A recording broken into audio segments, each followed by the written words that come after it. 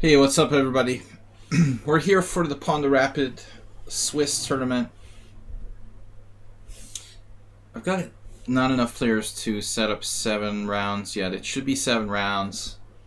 Normally, I want to make sure I've got this set up right. Yep. Alright, 7 rounds. We just don't have enough players signed up yet. 7 rounds it is. Pawnda Rapid Swiss, number 17. Welcome, guys. JCS, thanks for being a mod. Thanks to Astrobait for being our VIP member. Someone on sound was here already. We've got Kyle Mind in the tournament. Berserker, Cheesy Noob. Fight Night, Astrobait, Catman. Not the only Catman. Mr. Coffee's a Catman, but he's not here right now. Mr. Slowhand just joined. He said vacation. Does Mr. Slow have, like, holiday vacation? I thought yesterday Mr. Slow just meant like he had 1 day off. I guess he literally has like vacation. Alright. We've got Mr. Sohan, Dinekis, Cheesy Noob, the Berserker, Jern Vlad, and Angry Dragon all in the chat room. Thanks everybody in advance for playing. Tournament starts in about 13 minutes. Super VIP Astrobate. What's up, guys? I went for a walk today for the first time in a week. That was fun. In between rainstorms. Yesterday it rained all day. Tomorrow it's supposed to rain all day, so today was my only day to walk in the muddy Hungarian city. We got really good news today. Hungarian government has agreed to start testing the Russian COVID vaccine. That's like, just when you think like 2020 can't get more ridiculous, these guys are. Hungary has a lot of issues with the EU right now, and now it's like, it's even getting into what vaccine they're going to trial here. No, I'm not going to take a Russian COVID vaccine. I'm sorry. Yeah, but the thing is, the Novichok has like 100% efficacy. They make great nerve agent. I'm just not really sure how good their, how safe their vaccines are. But anyway, I don't know, guys. So maybe the time will come. The time may come when Sladgie has to move, but it's still not that ominous yet. No, that's the Belarusian one, I think. JCS. Yeah, it's good to live in Austria, definitely. Good thing you're on that side of the border. As the Cold War comes more and more close to renewing. That's the Belarusian system. No, I thought it was sauna and vodka. That Belarusian is vodka and sauna. My father's neighbor, who was a Finn, tried that one Christmas time, and my dad almost didn't live through it, so I don't know about that system either. So guys, we got 10 players. Schieberspieler, obviously. Good to see you. You're busy with studies. Just play a couple games between studies. So you have like online learning, Schieberspieler? Do you like do your classes online? Stuff like that?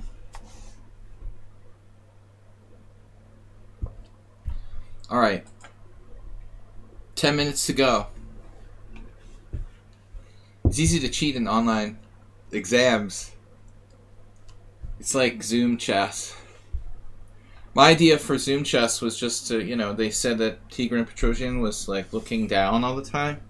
There's no need for that, You just put a bigger monitor behind your computer with analysis engine or whatever. There's absolutely no reason to be looking down during your Zoom chess game. Ridiculous. Anyway, they're making it harder to cheat. Just have someone else take your exam for you. Even easier now online. Anyway, guys, seriously, you have to be a member of the Pawnda and Horses Club to join the tournament. This is our Pawnda and Horses Club. I'm going to post a link in there. Copy and paste. If anyone wants to join at the last minute before the tournament, or even when the tournament starts, you can join up until the midway point.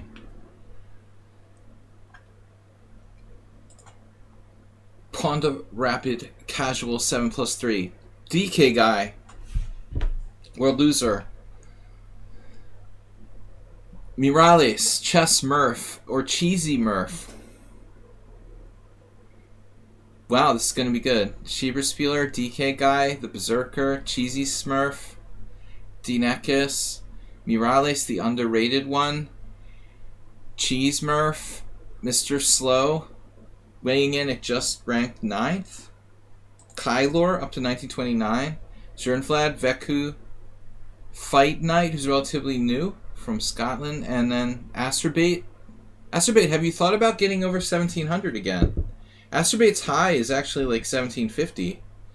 I think it's time, Asterbait, you made a move in the rating level there, up to 1700, and hold it like a Bitcoin plateau or whatever. You gotta hold the Bitcoin plateau at 20,000. So, 7 minutes to go. Are you excited, Schieberspieler, for the Russian vaccine? Gonna get some of that? I started my stream with them. I was sending a Facebook post about that to some people, but scary stuff. I'm not taking Russian vaccine. Anyway, what else can we talk about?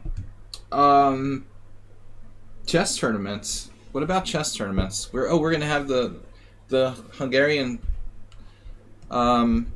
Chess Federation is gonna host the Chess Olympics in 2024. Ashby, you gotta try to get over 1700. You can do it, man. Schieberspieler. It's good to see DK guy back. He's a part-time tranquilizer. Probably come through COVID. You're not personally in danger, but you could endanger other people. There was an article I saw today online, like the moral obligation for people to get vaccinated if possible, if it's safe, It's not about necessarily you, but other people. It's kind of the same as wearing masks. Nobody can be forced. But if you're on the fence about it, for the sake of other people, you should get vaccinated. If you don't believe it's safe, then I understand. All right. But you already got my degree, bro, so I know. Mad Ramus, the Cheesy Noob, is up to 2124. I wonder what Cheesy Noob's max rating is. Curious. Cheesy Noob max rating for Rapid. Nice. So actually, check this out. Cheesy Noob's max rating at Rapid was 2218. I thought you had that 2218, Cheesy Noob, in one of our tournaments. I was impressed that you got over 2200.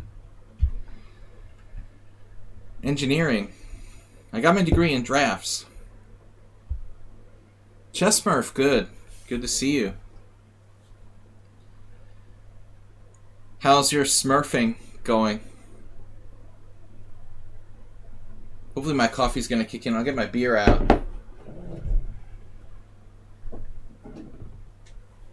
And Blitz not Rapid, what? Did I look at your Blitz rating? Your Blitz was 22, it said Rapid was 2218 high. The Berserker's up to 2132. They were 2030, and so that's another. So a bunch of players who are around close to 2200 now. Cheese Murph. I like this. It's sort of like World Loser could do it. You got to 2300 in Blitz. World Loser, you don't play a lot of Rapid, do you? You got 1,500 games. That's a lot. You've actually got 7,500 Blitz. Rapid takes more time, but not if you're playing like 10-0 so much.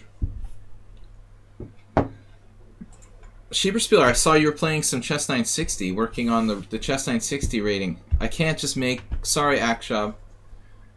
Astrobate's been watching my stream for like over 4 years or something, like 4 years. I mean, I'm not just gonna like make random people VIPs. You have to watch for 4 years to be a VIP. Almost every single stream.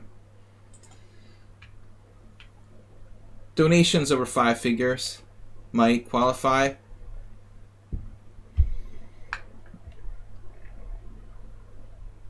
I don't understand. Yeah, it's so weird. Like, how do you see... Schieberspieler, how do you find out what you need to be in the top 50? Actually, let me show you something. When I click on my profile, right, it's weird because it says, like, Chess 960, 21, 28. But it doesn't say, like, what my ranking is. Like, in Blitz, it says 2430. I'm actually... it shows my rank in Blitz, but it doesn't show my rank in Rapid, and it doesn't show my rank in Chess 960. What's up with that? Like, is there a rationale for that? Why would it show only my rank in Blitz and not my rank in Rapid and not my rank in Chess 960? That's sort of weird. You need to be active in the previous week. Man, Schieberspieler, you know everything. You need to be active in the previous week. Well, I mean, the previous week? Dude, you know that? Like, not this week, but the previous week? He knows this stuff. That's crazy. We got a request to join the team. Prosty dude. Alright. Prost. Previous 7 days. Well, I mean, I just played a couple of games in Chess 960. Why wouldn't that count? We had a pair of parents in kindergarten who wouldn't have their kid vaccinated for chickenpox. Yeah, man, I mean, like, I don't know how it is in European countries, but in certain, in most American countries, like, kids can't go to school unless they're vaccinated for mandatory stuff. Like, sports, I'm sure, is required, too. But there was a story, like, last, or in the summer about some pro NBA player. There was some kind of NBA player, some American kid. It was actually a white guy, I think, American, who, like, never got vaccinated or something. Like, he never had, like, they're like, hey, wait a minute, like, you're playing in the NBA and you don't have chicken pox, like, or you never had any kind of, like, basic... This guy's, like, a professional athlete. He had never had... Somehow he, like, slipped through the cracks. Yeah, it's crazy. Former Israeli space security chief says extraterrestrials exist. That's like good old Illuminov. Our wonderful former FIDE president did a spot on Ancient Aliens. Have you guys seen that? Has anyone else here seen the Ancient Aliens episode with Illuminov? Or is it just me? Because that's worth your while to check that out. Very convincing evidence.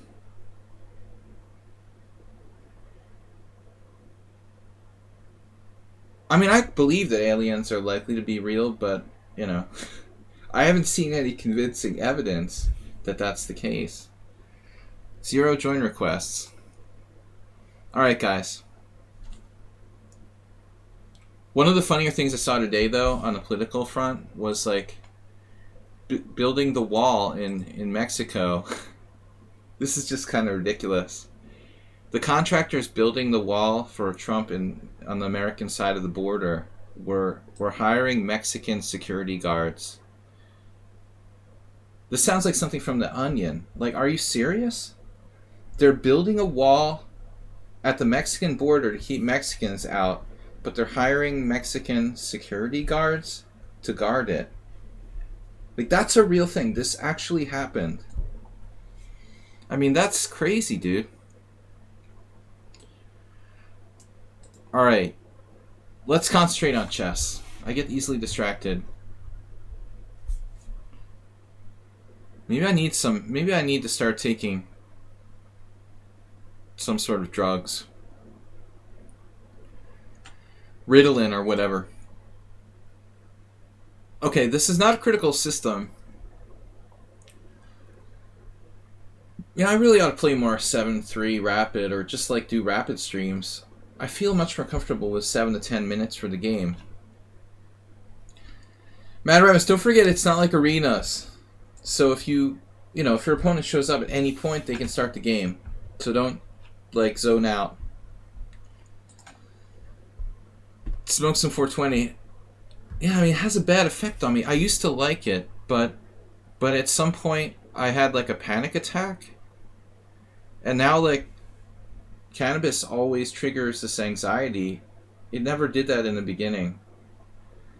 So I don't really smoke anything like that. Long time ago. Once in a while I'll reference one of my funny stories about it, but yeah. And also I get like rapid heartbeat and stuff. It's weird. Mr. Coffee's like Bill Clinton. 5 years you'll do 30-10 streaming. That's after smoking some serious dope. When you get into the 30-10, man, that's deep. My friend, the Weed Master, would like that. Listen to some rap, you know, like some slow West Coast rap music. Chill out. I could see Mr. Fong getting into that. That's fun though, you know, you can really get into the game. It's no stress, you just chilled. Actually, Joe said the reason why he stopped playing tournaments was because he was like getting anxiety.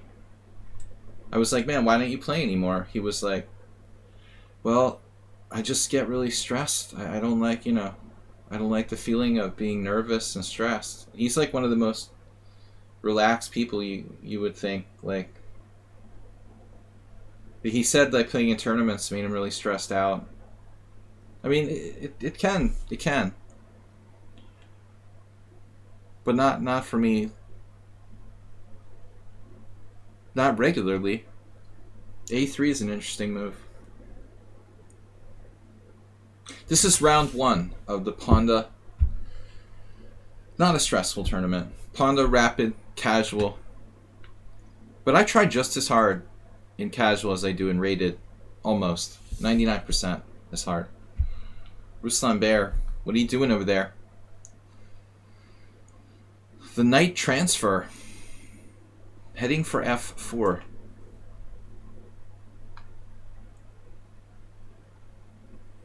This is an important concept in these type of lines. I mean, the Korchnoi. I'm not afraid to bust the Korchnoi pawns on you, you know. I have no fear of doing that. G5, knight G3, F5.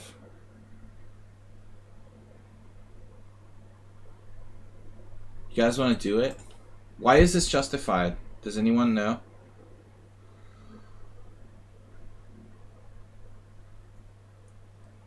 Why is this move justified? Because Homie doesn't have a white squared bishop, right? He gave away his white square bishop, and therefore the white squares are not as relevant as they would be had he, you know, possessed the white square bishop.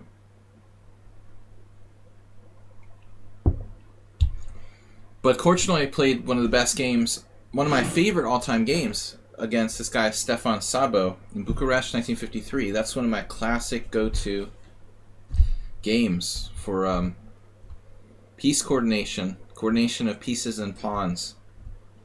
It was Korchnoi white in an English, the same type of line as this. He just blew the guy off the board. Now, with pawns overflowing, Ruslan Bear decided to sacrifice a piece for 2 pawns. There was a guy's name I can't remember. At our chess club in Boston, I sometimes reference this. There was a 1900 player. He used to always sacrifice a piece. I was like 2200. So I would play this 1900 guy pretty regularly in the club tournaments every month or two. I can't remember his name. It was some Russian immigrant. But he would always, every single game, sacrifice a piece for 2 pawns. A knight or a bishop.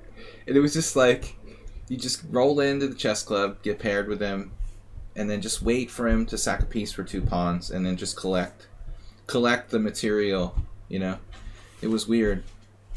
How he could be 1900 and think that pieces were worth 2 pawns it was difficult to imagine, you know? That's not easy, honestly. You're like handicapping yourself. Being 1900's not easy, you know? And playing with a material handicap every single game. Can't remember his name. Well, he wasn't, like, important. I mean, he was just a random guy. But I was impressed, you know. It was like a 1400 or a 1500 relative beginner. You know, okay, he didn't understand really material imbalances. But 1900, you're almost getting to, like... You're getting to almost, like, American expert level or whatever. What they would call expert level. I mean, that's not a joke anymore.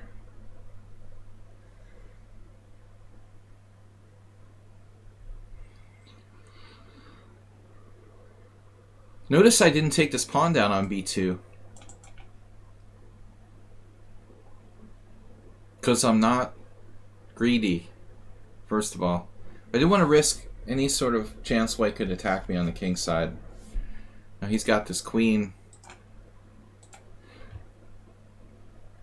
The queen. Queeness. Queeness.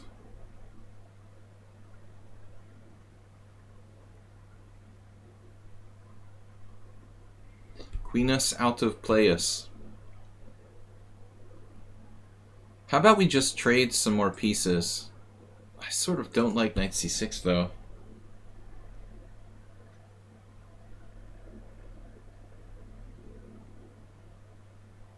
This knight h5 move, mildly annoying.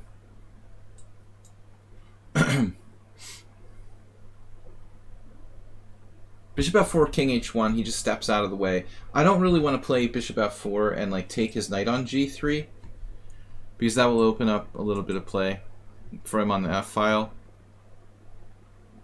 But again,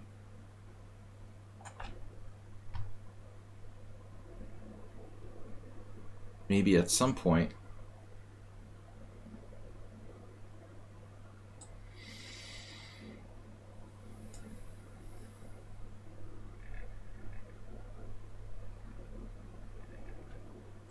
I neglected my friend here.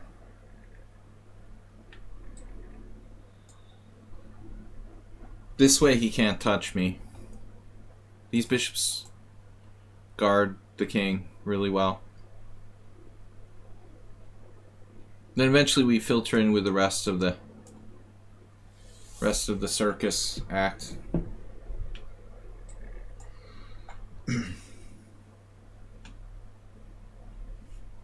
Yeah, this is like equivalent to resigning. It's true, like, I guess if he could trade all of the pawns off, you know, obviously it's likely a draw. That is a good general strategy, though. I don't think he should trade queens, but if he's down a piece, he wants to trade pawns. If there's a way he could get the pawns off. Not pieces, excuse me, but pawns. Your pieces, please. Ruslan is 1900. Maybe he's related to that guy.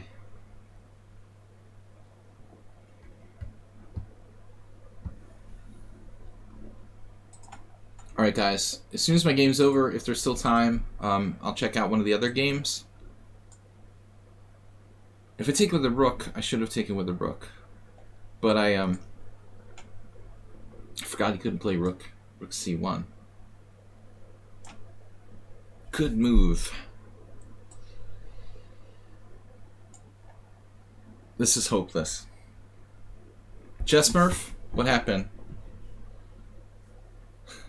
I like TK's comment though. He's always got something snide to say.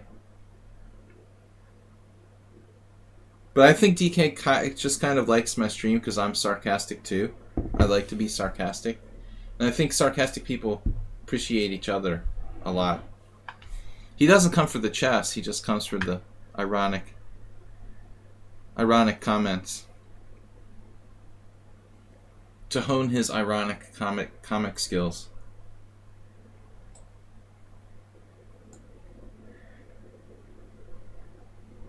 My best friend in school who taught me to play chess, he was viciously mean. He actually makes you look like a nice guy.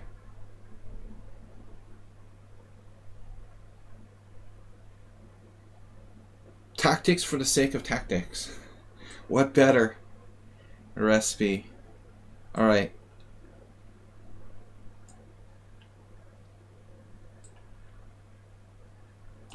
Gotta be careful. These two bishops.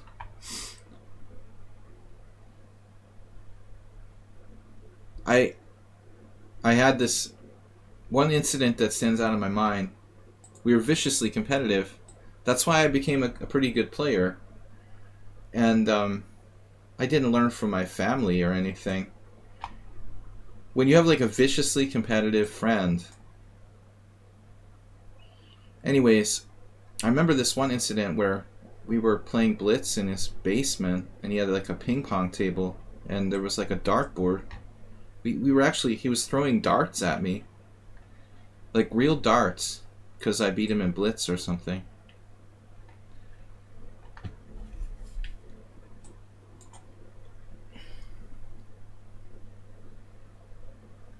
Sarcasm just doesn't cut it sometimes. You have to just get physically violent.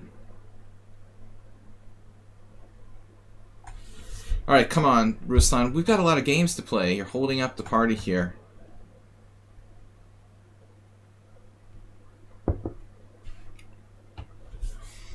What are the odds of a stalemate here?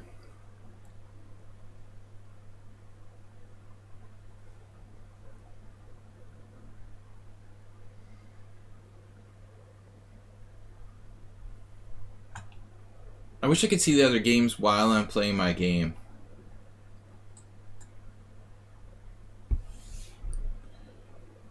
Yeah, the stalemate chance is really thin. His king has tons of squares. There's really no hope.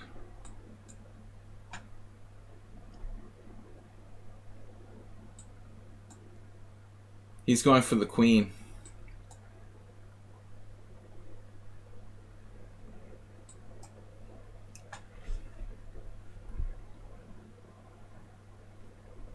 I've been playing a lot of Hearthstone lately.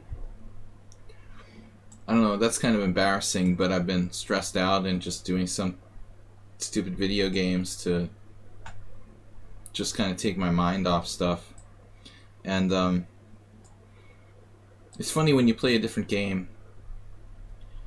It's sort of, not to compare Hearthstone to chess. I mean, it's incredibly stupid, but I start thinking in a different way. Also, when I used to play poker, this is like a trick, you know, you're playing for tricks more in Hearthstone. You know, there's no real strategy, it's more about little tricks, like playing d4 so that it discovers the control of g8. I normally don't think in terms of tricks when I play. In fact, I often miss really obvious moves because I'm thinking more like general strategy. HTFP, what? Thinks that Hearthstone is much deeper a game than chess. I never played Magic the Gathering, so I don't really enter into that discussion. That's not my generation.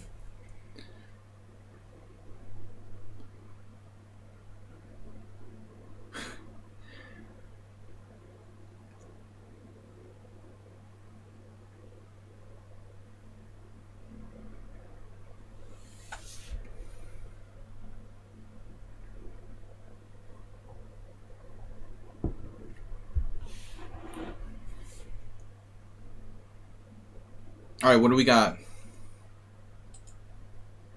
Mr. Slow. Oh no. Go slow. Let's look at Slow's perspective. Oh my god, he has 2 passed pawns. One on the 6th and one on the 5th rank. Don't let Schieberspieler slime you. Own it. Own it, Mr. Slow. Schieberspieler is in a precarious situation here. Play with confidence.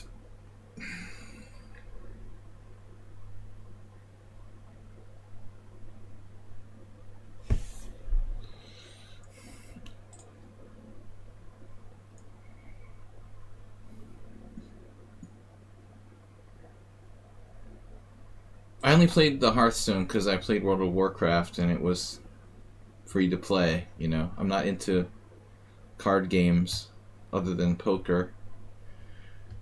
But it's something to do, you know, when you just want to kind of like numb your brain with some thoughtless game that doesn't require a lot of time. Like chess, for example. Poor Mr. Slow. I mean, I can't believe it. If he had gone here,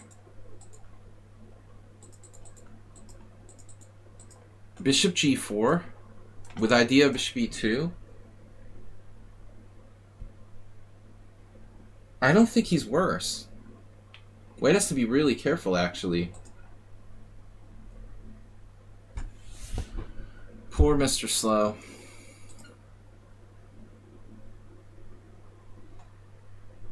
Yeah, no, I mean, I admit there is strategy to Hearthstone, HTFP. But, yeah, I mean, that's true. But you also, you know, the game is a lot about people investing money in it and stuff. We could make the argument chess is the same, right? Alright, anyway.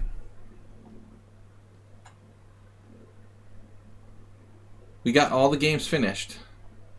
Schieberspieler, Sparkle Horse, DK Guy, World Loser, Berserker. 9 players with a point, plus Catman with a bye. We only have 22 players this week. I like it. I had this message from some player who joined the team, the Pawnda team, and I just want to show you guys, like, most of you know this, but obviously if you get a message, take this message from WJ Loof. Last reminder. See, you get a message that says, you received this message because you're subscribed to members' messages of the team. The second time I got like an angry message from somebody who was like, why do you send me this stuff? At the bottom of the messages there's like a thing that you can like turn off or whatever. If you don't like the messages from the team, you can just disable it or even unjoin the team. Reading comprehension. Mr. Slow just gifted a tier 1 sub, D-Nekis. Good choice. Alright, I gotta change to a new position. Thanks for the gift sub. Mr. Slow, for being such an avid supporter of our stream. Thank you, man. Can't somebody beat Schieberspieler, please, just once? He's got this style which is really hard, you know, designed not to lose. This stream brought to you by Mr. Slowhand. Alright. I also thought about, you know, going back to another subject, the joke from Mr. Slowhand just gifted another tier 1 sub to Jern Vlad, which is awesome. I keep getting distracted by these gift subs.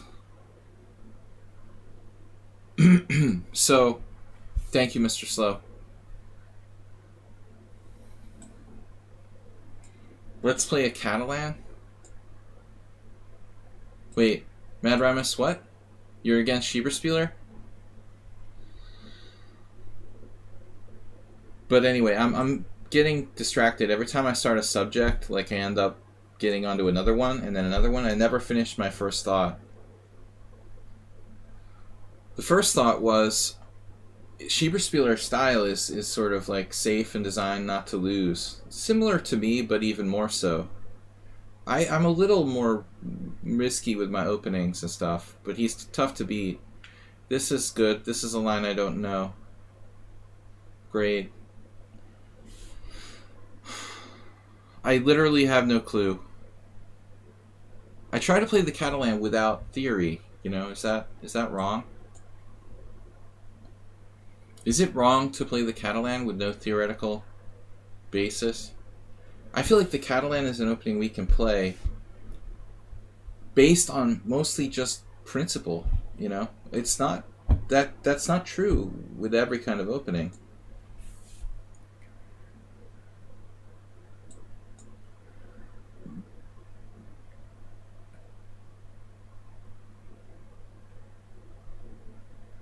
Once I remember almost losing to Jerry not Jerry. I think I did lose to Jerry. But Jerry Henkin, yeah. Jerry Henkin, the other Jerry. I can't remember now. Maybe I got a draw? Maybe I didn't lose? But I had like a lost position. And he gave me a draw or something? That must have been it. I don't think I actually lost to Henkin. He was this really well-known chess author and like weaker master from California who died some years ago. But I was far stronger, and I almost lost on the black side of a Catalan.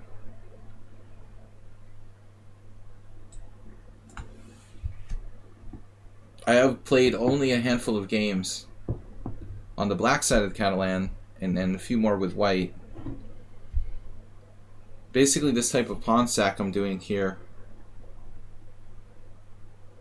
Well, it's looking better and better. Initially, I'm not sure. I mean, my whole chess career, I've been playing dubious pawn sacks in the queen pawn games. The Catalan, this is just a different version. I've always liked to play for the initiative, and I used to sacrifice pawns against pretty much everything. The Slav, the semi-Slav. No, bishop b4. What's that about?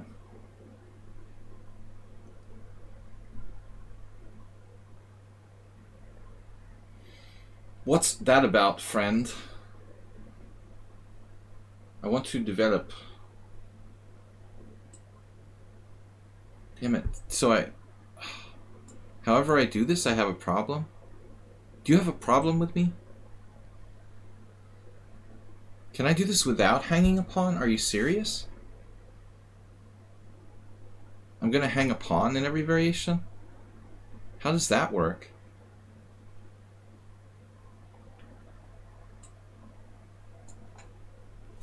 Screw that, man.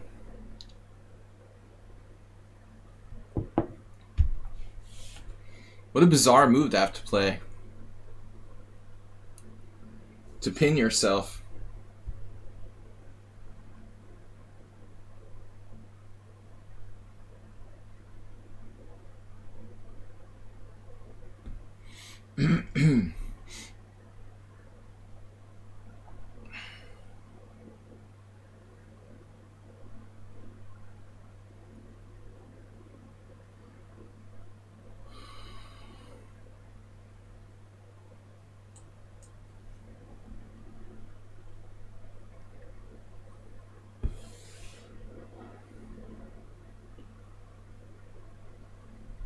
Yeah, it's not good to be late against World Loser. He's pretty fast. You're definitely going to be hurting if you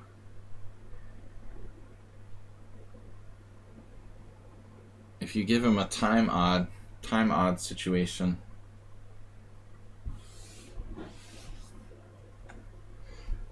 Tournament filler. This is a weird game. Black just Both sides making up this position. As long as his extra pawn on the queen side, you know, can't mobilize with c5, I can keep my strong center.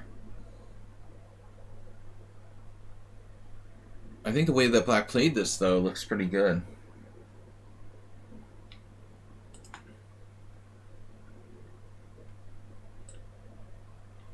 This is bizarre, man. Bishop a5. He's like preparing to play. I guess he's preparing to play knight b4. The night before Christmas. What about d5? Got knight b4 again. It's a weird position.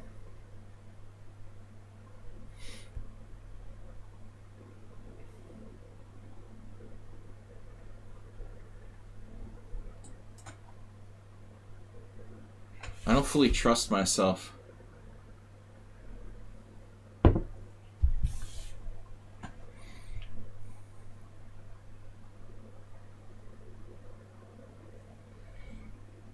I don't know. I don't want to do this. I feel like I'm getting sucked into some kind of like insane complications now. I didn't really want that to happen.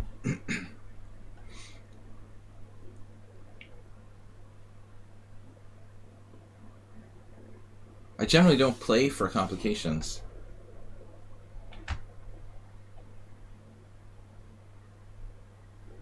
But I see the, you know, I see the scope of my pieces here.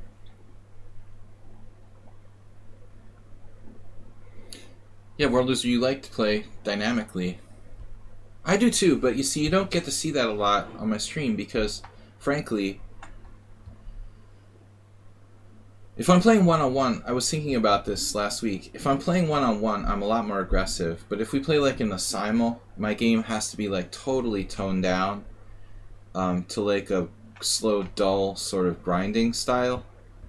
I have played a lot of boring games, like heads up, one-on-one, you know, normal tournaments. But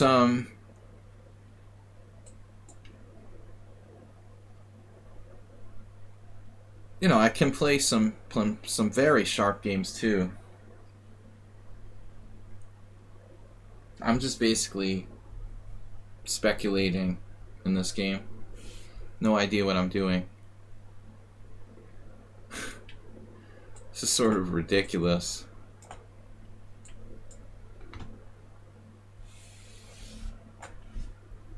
What? Berserker is in chat, but he's not going to chat during the game. Maybe.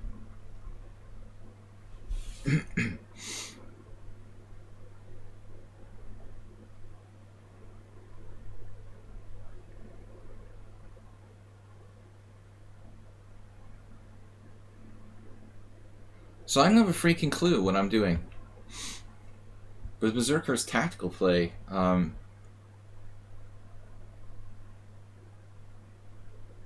looks pretty convincing.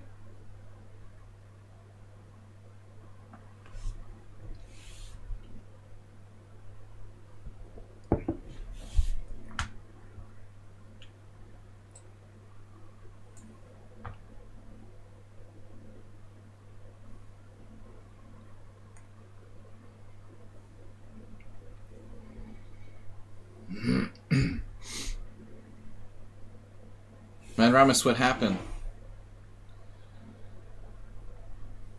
You fell victim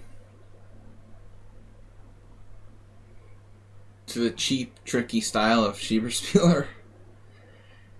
One move swindle.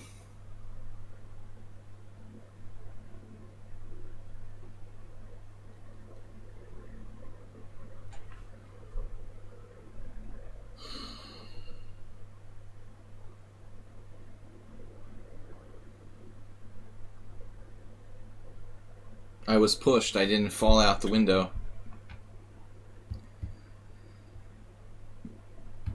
Yeah, I mean, not a lot of choices there, most likely.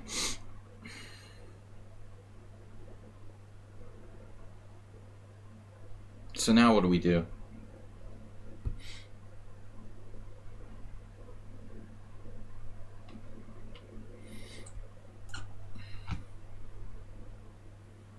I've sacrificed 2 pawns. What do you want from me?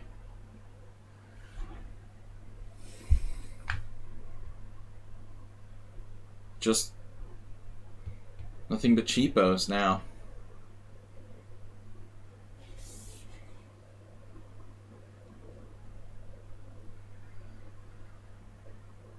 Sure, I have better.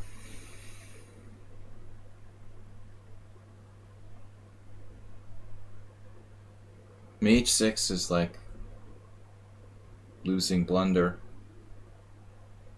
I think that he still had pretty solid defenses before that.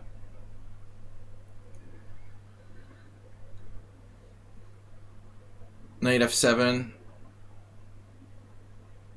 or knight e6. The question is, like, which one? Knight f7, rook f7, queen g6 check. I'm like horrible tactically, by the way. Tried to do some puzzles the other day.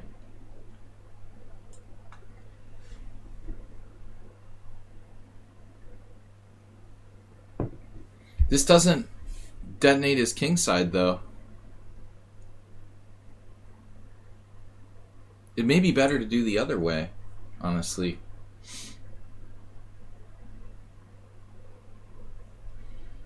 Now I have like the exchange for 2 pawns.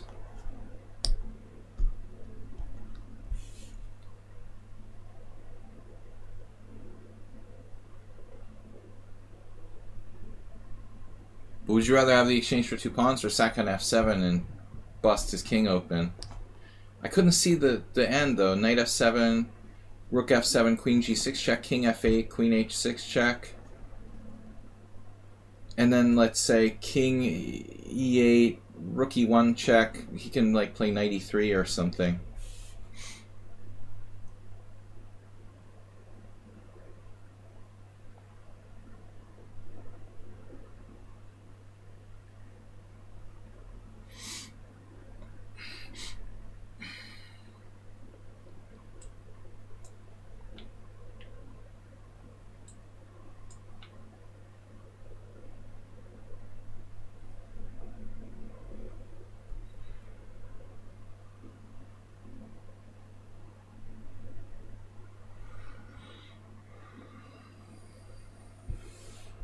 Would you rather lose to Catman or Batman?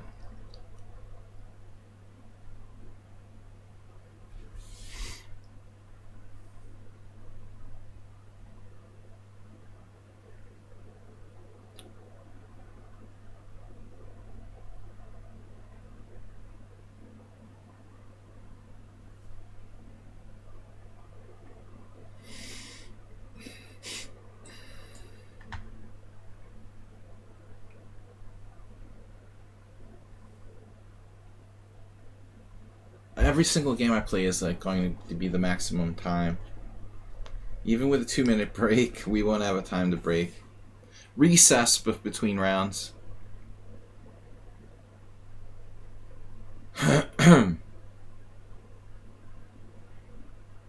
Right. I expected c5. But it does block his bishop.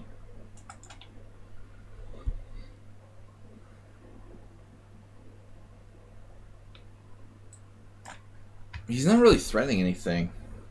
Maybe some sort of... That was a cool move by black. Now he was threatening something.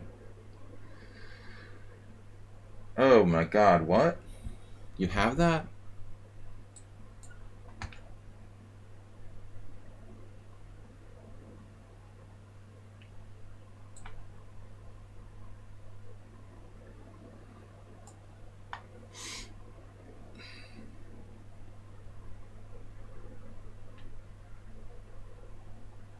Man, Berserker.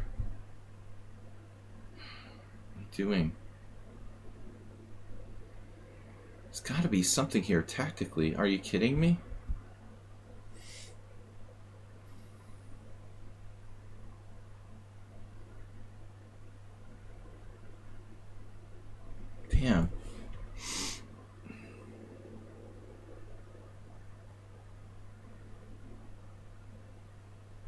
My time.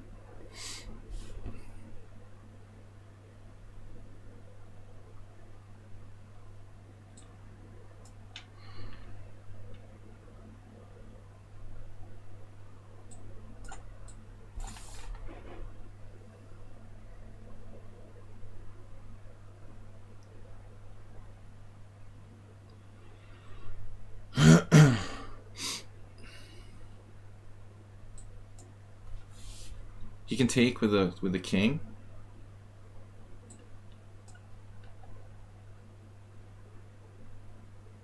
That's a problem, right?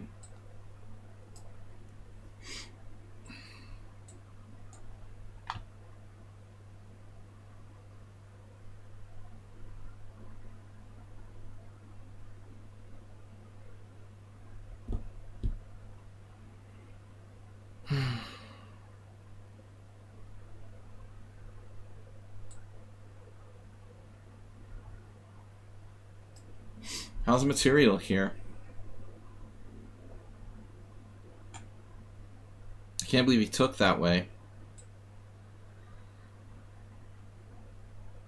What is going on?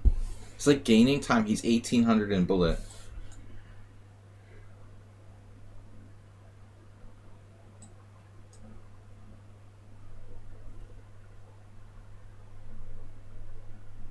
Yeah, he's down a rook. That was messy, man, and not the first time against him. It's been so crazy. Magnus chess.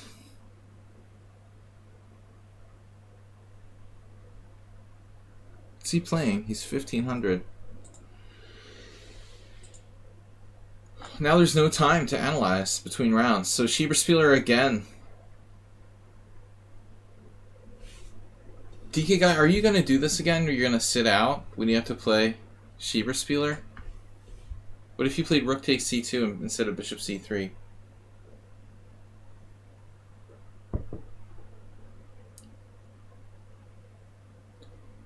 Wait.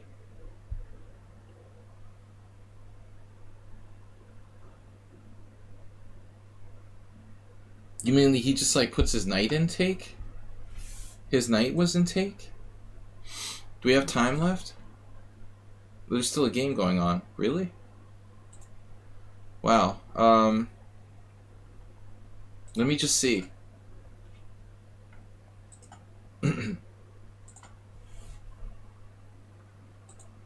Like, this was the position.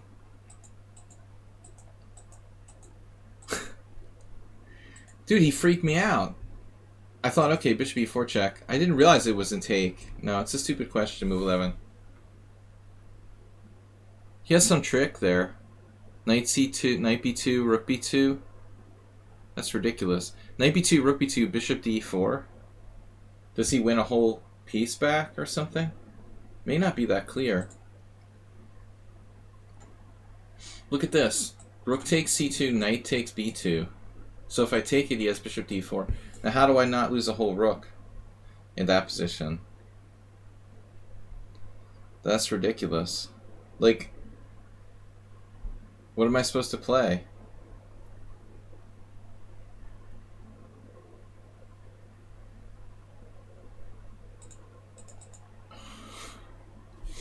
I didn't even see c2 was hanging. I started going nuts. More than one way to skin the proverbial cat. Damn, sorry, back to tournament. Do we still have a game ongoing? No. Alright. So Uber Driver has a late start. Did DK win dirty again?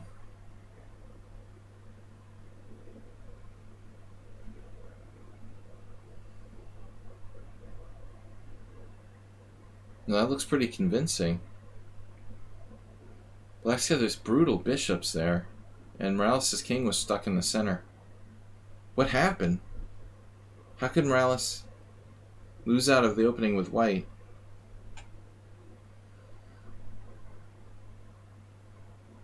Must have been an accident or something. Usually Antonio's openings with the white pieces are excellent. He played the c5. Uh-huh. Does he know what he's doing? I've never really studied that stuff much. I mean, I've seen White play, like, declining it. So gotta play Schieberspieler. It was a c5 gambit line.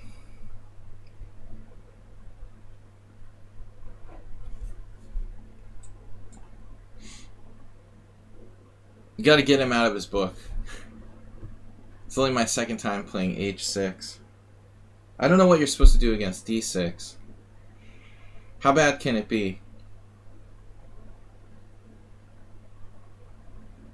I only know what you're supposed to do against e4. I didn't look at the d4 lines. It obviously has to be okay, though.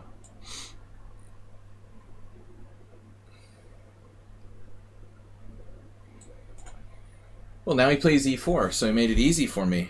Now he's in trouble.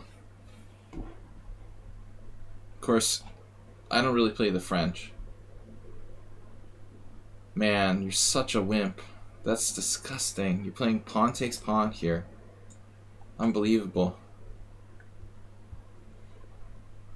I think there were actual games with that, though. That's like a real line. Now we have some kind of really weird exchange French, but h6 is a kind of useful move. It is a useful move. So do I go bishop e7 or bishop e6? I mean, what am I going to do? Castle queen side? Bishop e6 looks sort of stupid. Okay. Huh. The London system. She were basically playing the London system. Now, what do you do?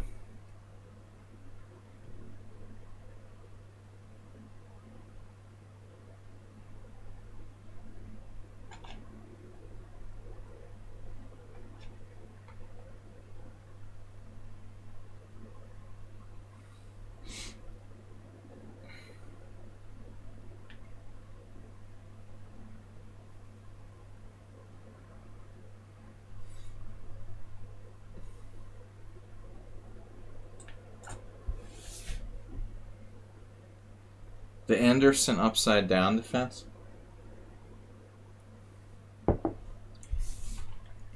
Upside down cake. It's basically a kind of Tarash French where White played bishop f4. But you definitely don't want to trade pieces with Schieberspieler.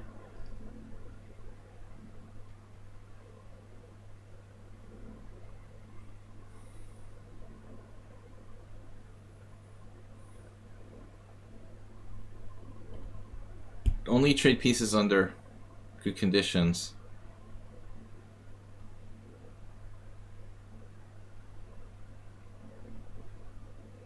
I think my position's okay here.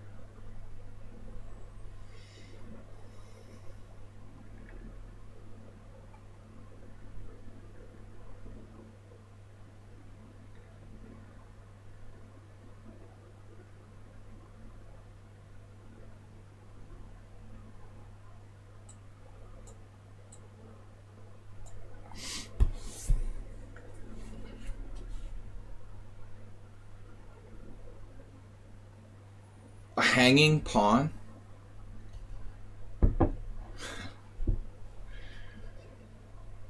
What is a hanging pawn? The more dynamic, the better. You mean the isolated pawn? How do you say it in Danish?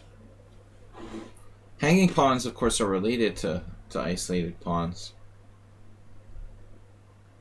But we would use hanging pawns for the two that are hanging together.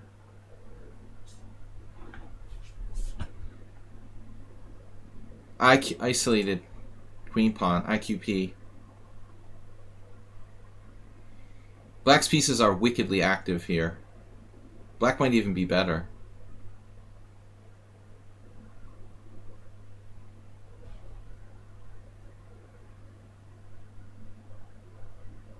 Queen f3.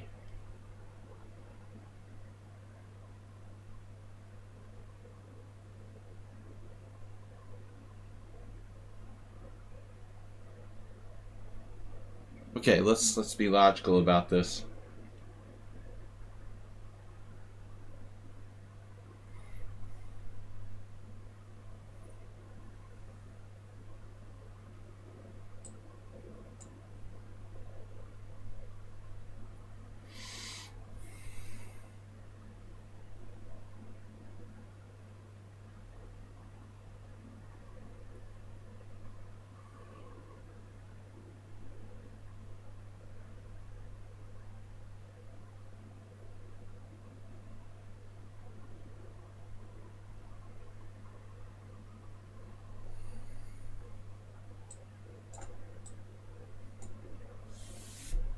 I must have missed something.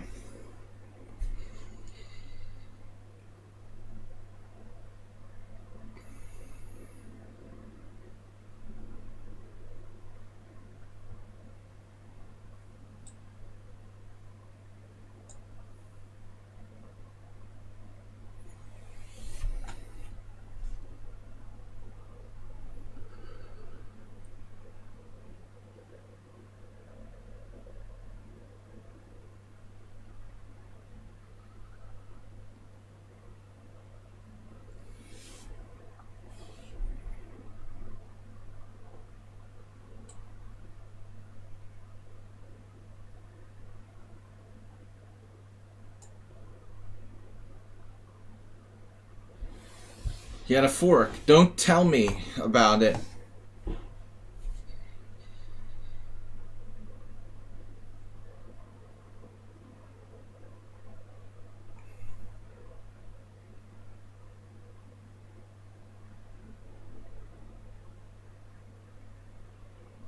Not a lot of complications here.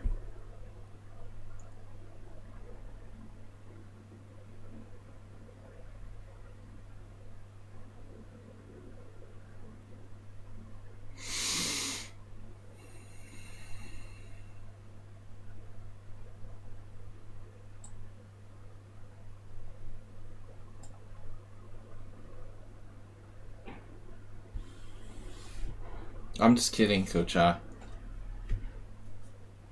But definitely no giving moves in tournament scenario.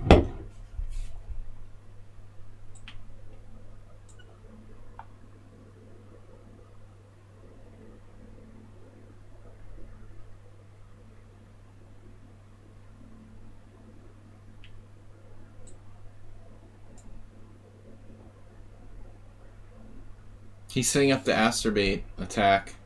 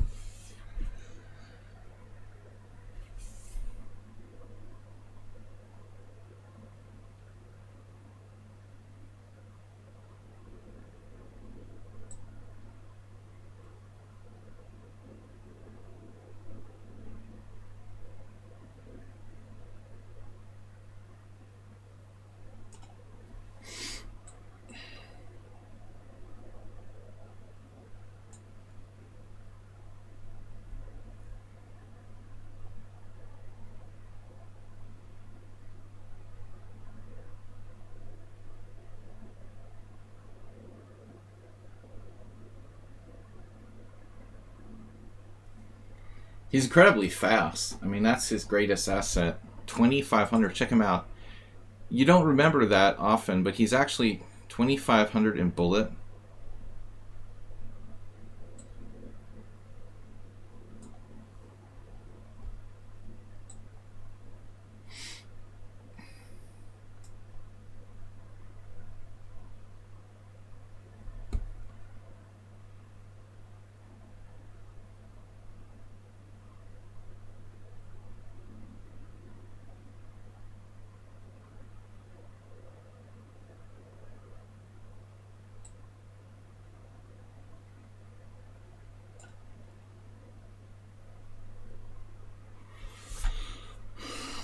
Queen is important to trade off. Then there's very little danger.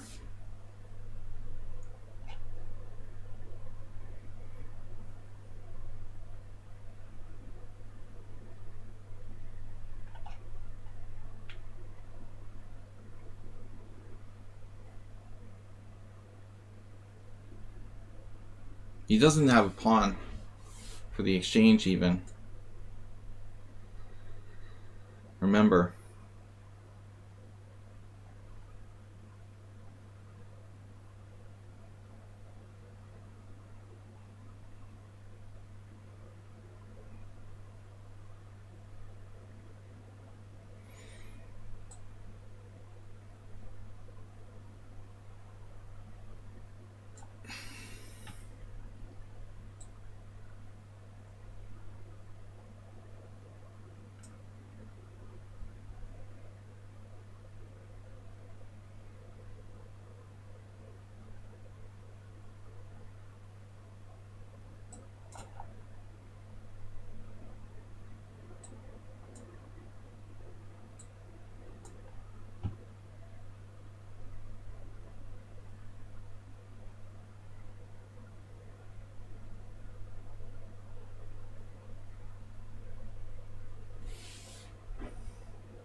Master Beat is 2100 level.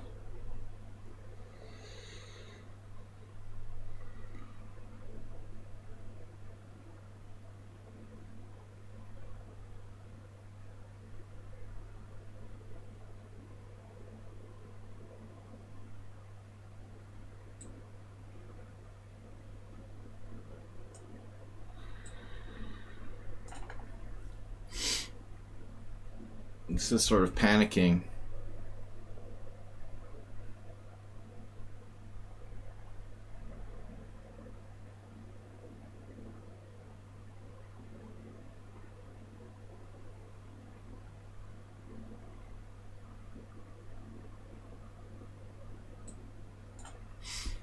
But that pawn was pretty annoying anyway.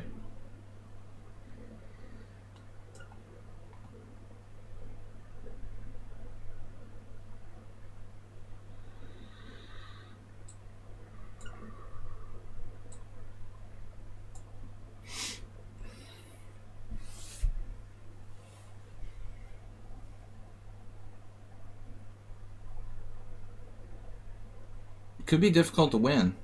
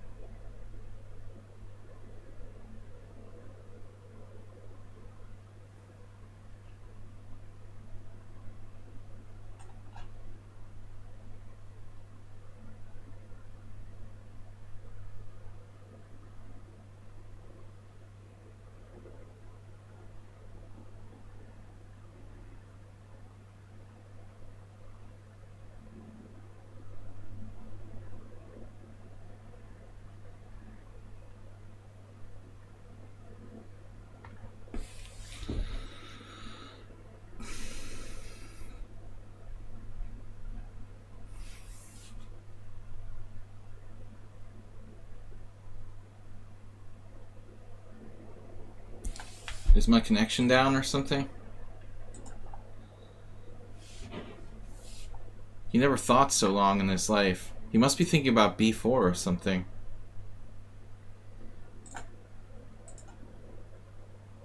Yep.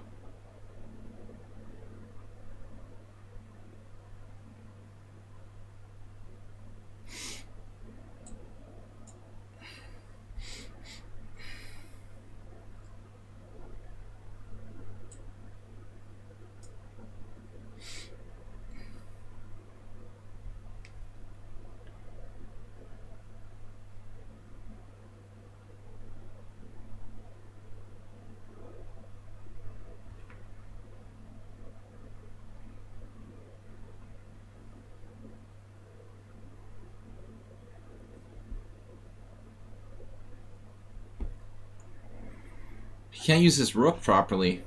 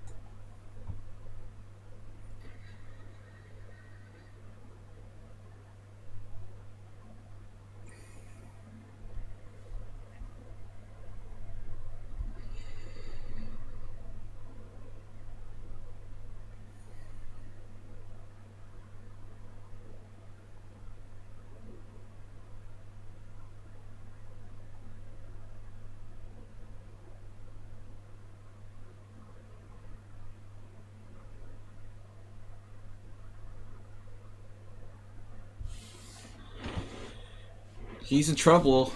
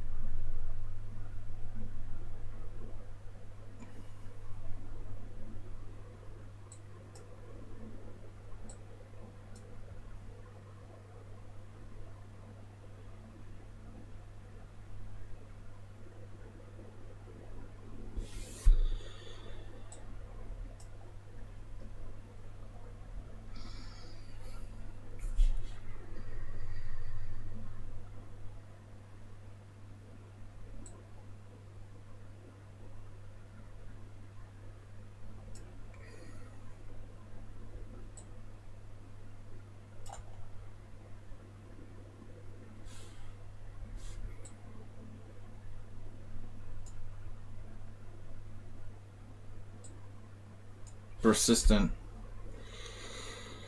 Alright, tough. Alright, that was fun.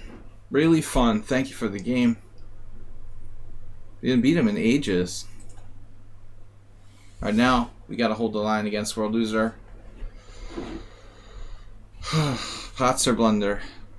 I thought there was some kind of trick. I thought you had some sort of trick. Like bishop h7 check. You could have played bishop h7 check, king h7, queen d3 check, but then I have knight e4. No, it's just a h6. The first secret to beating Schieberspieler is get him out of book. Then you've got to be like a tactical genius and have very good endgame technique. I had the tactical genius move, knight d2. Very deep. Alright guys, so we've got 24 players. Welcome to the tournament. World loser. Do not underestimate the world loser. DK guy, what are you doing? DK guy sat out. You're supposed to sit out the previous round. DK guy lost, and now he's going to get paired with Schieberspieler. This happened to me once in a tournament in Massachusetts when I was like 2200. I lost my first round and then got paired with Alexander Ivanov, who was like the top seed. It was crazy. There weren't enough players. I don't understand. It's some kind of weird situation. Where he lost too. DK guy was trying to sit out to avoid Schieberspieler, but now he gets him in round. No, he won't. There's too many people with 2 points.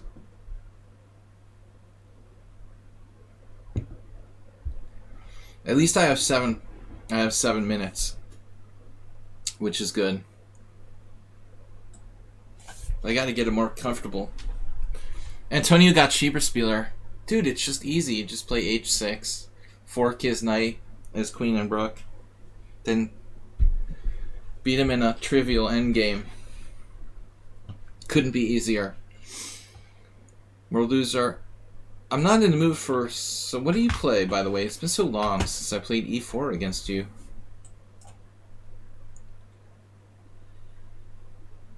We got to try to get an advantage against world loser in the opening. For starters.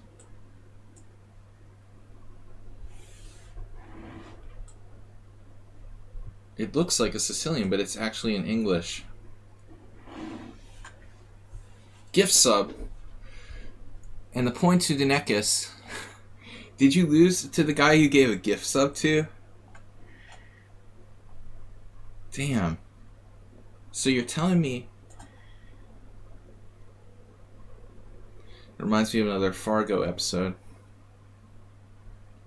Season 1. Bishop g7. Yeah, this is weird. I've been in this position before. I'm not that sure about it. Tranquilizer rating with a party of 12. Wow, I didn't even know you were streaming.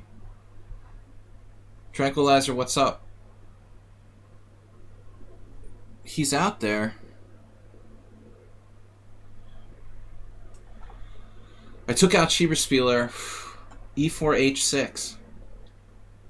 Not to brag, but I mean, this is a... I'm sorry, Knight F3, H6. He would never play E4 on move 1. It was Knight F3, H6. And then he transposed. So, that's the secret to beating Schieberspieler. You gotta take him with the H6 directly against the Knight F3. I'm not sure what I'm supposed to do here. I can't believe this is even allowed. Okay, speaking of Schieberspieler, he would probably play this anyway. This is Schieberspieler's favorite maneuver. No, I was lucky. He's tough.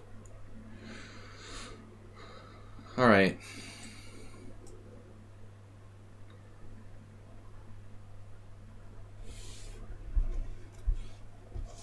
Is that a good line for white? I know that I saw when I briefly looked at variation Schieberspieler, there were people who were playing what you did. They did like exchange on d5, but I mean, it was like 2,500 player playing for a draw against Naka, or I don't remember. I got the feeling like I got the feeling like the people who are playing that exchange... Yeah, I was surprised when you played e4. That's your... Not your... e4 is not his strength. But you'll get the hang of e4.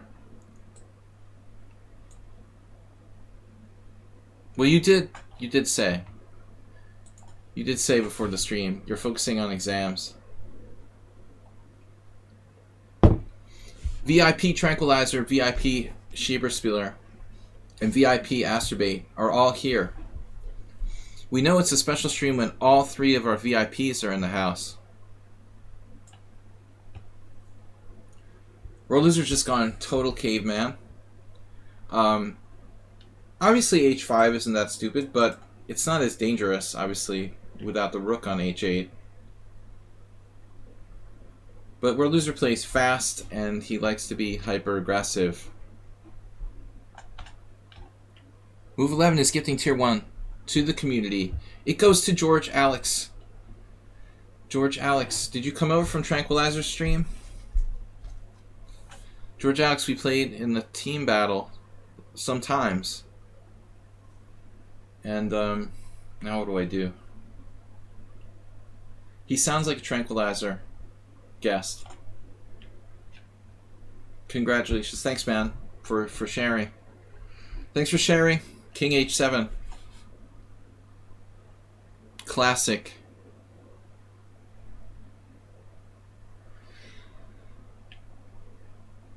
What are you up to over there? What are you up to? I don't know, what does Rook D1 do? Well, it keeps the pressure on, but... Okay. What is World Loser doing, you know? Let's speak Korchnoi again. What are we afraid of? I'm prepared to play this move anyway. I was going to play it after Bishop h6, so let's just play it. It's, coordination of pieces and pawns. That's Alexei Swayton from great book called Modern Chess Opening Theory.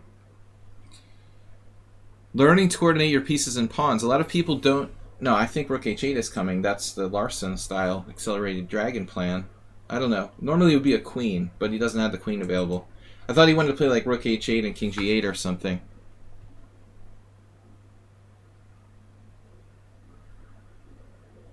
Thanks, JCS, for the shout out for Tranquilizer. I've got to be careful, you know. He's fast and strong. So, Queen a5 now.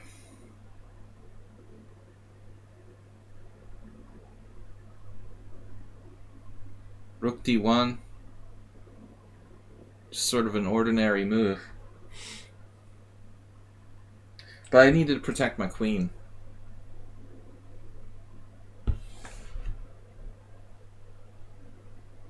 F4 was a risky move. I'm getting Berserker and World Loser now. They sort of... Maybe it's the beer? I'm getting kind of... You guys should have seen how I played chess when I was like at 2300. I was like reckless and... Still am. But I mean, sometimes I look at my old games and I'm like, what?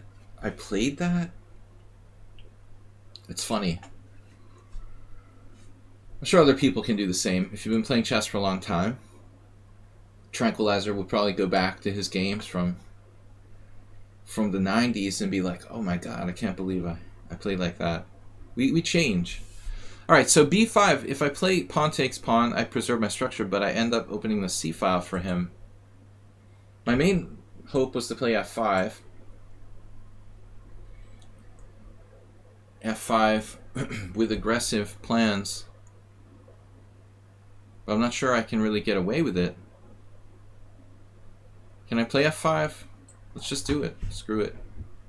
It rhymes. Let's just do it. Wrecking his king side. And then he turns into John Donaldson. Did not expect him to do that. That's a Dragon John Donaldson thing. He played bishop e6 and then back to d7. White plays f5. Okay. Just don't. Anatoly. Just don't. Actually, he said, please. Please, just don't. It's like Nike. But see, this is the world loser now. Banking on me getting in time pressure. I've given up e5. That's the dragon idea. They get control of e5. And I don't really have like an attack or anything. It's weird. So it's a little weird. We do have a very large space advantage. Am I calculating here? No.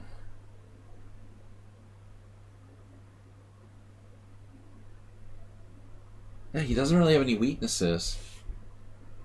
If I play knight d5, queen d2,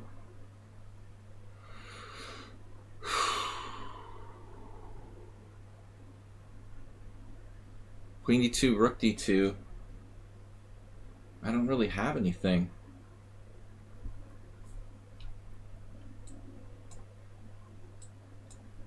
I don't know. I just don't know. I don't know. I don't see anything. He's some sort of genius. He actually beat me the last couple times. Simul game and blitz game, and I won the last one. I won the last one. Well, thanks for the gift sub. I don't know. I don't have a plan. I didn't calculate anything.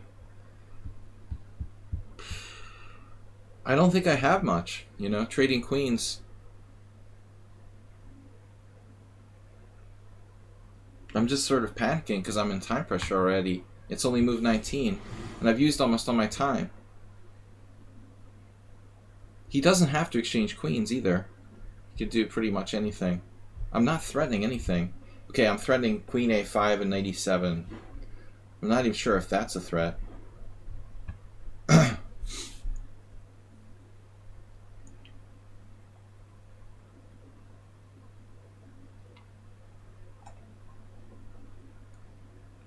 Should I take on g6? Rook takes, knight takes d5, pawn d5.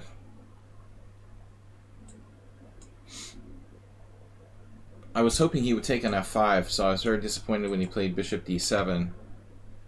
Keeping his structure intact, he still has this very solid dragon structure. If anything, it feels like I'm a little bit overextended.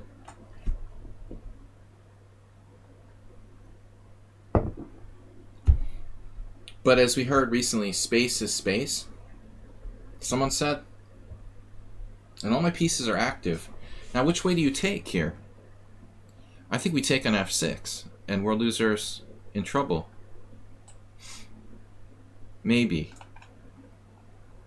He may have, like, not calculated in a moment of weakness. He stopped calculating.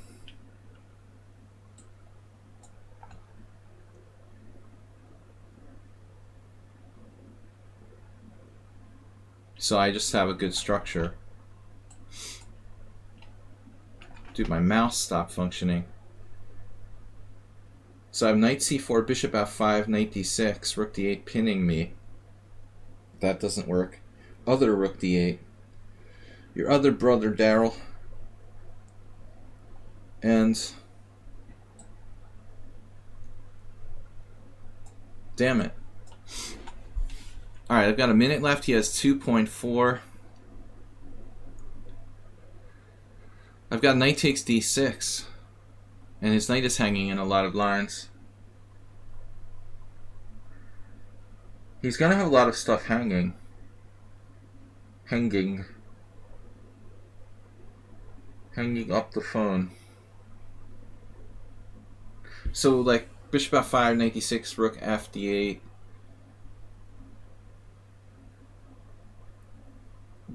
rook c1 or something. No, rook d1.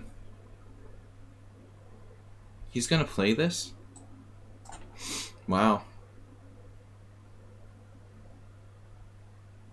No, his rook is attacked, his bishop's attacked.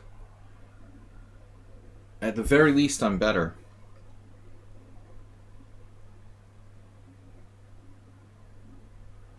This move... this move doesn't work, does it? I just take and pin him.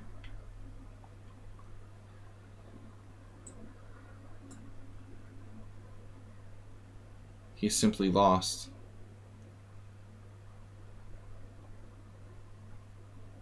He might have a trick in some lines. If I played the wrong rook, there's a funny move. Possibly... We'll see.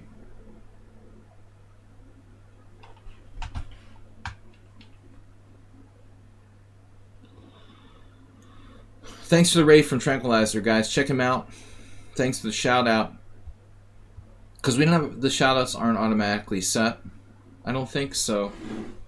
JCS, thanks for doing that. I know Mr. Coffee was around, but he's working. Believe it or not, some chess players actually have jobs. I was lucky here. He just sort of randomly lost a piece.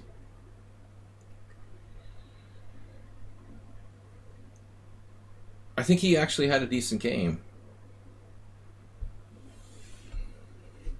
Mate next move, and I have to wait for minutes. Why? That's the problem with the Swiss system. So he's not gonna... Alright, he's not gonna play by the rules. My mouse is real weird.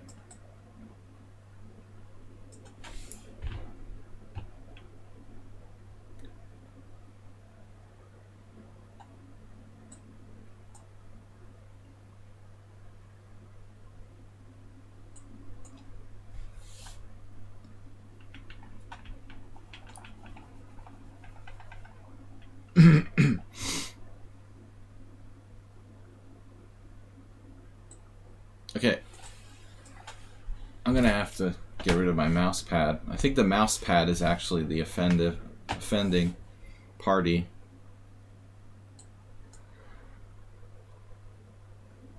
The offending party, please.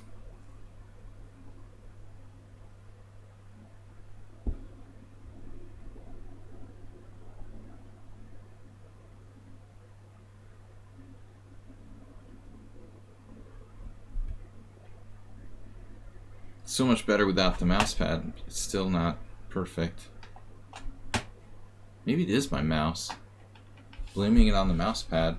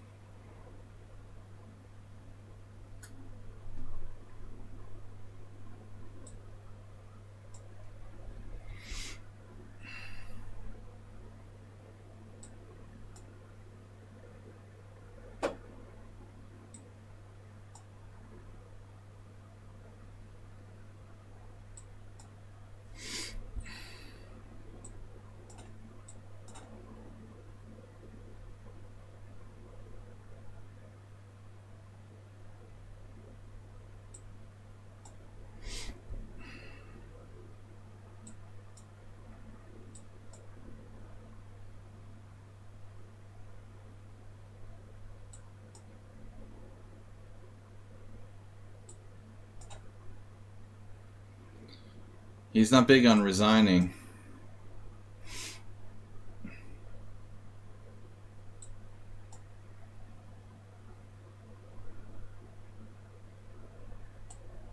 Well, I'm tired of like getting flagged in winning positions. I'm not going to play that game anymore. Like last time.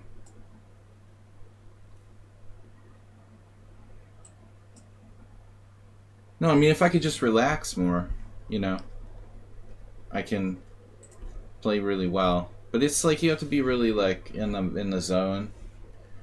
Normally I'm too stressed.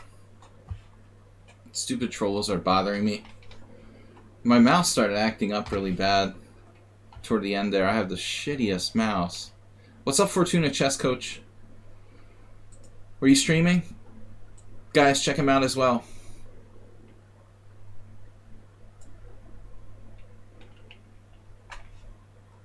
Yeah, this mouse is crap.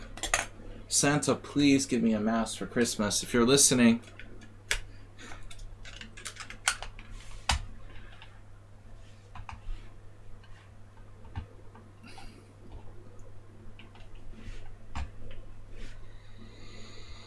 At least I don't have to play Schieberspieler again. Can I? That's the beauty of this Swiss system, man. If you get past him, smooth sailing from here on out. Guys, this is like the last point where you can join the tournament, I think, before this round starts. Or maybe it's too late already, actually. The horse has left the barn. Thanks, Fortuna. Thanks, JCS, for sharing his stream there. Yeah, my mouse. I would be done if I was playing 2-0.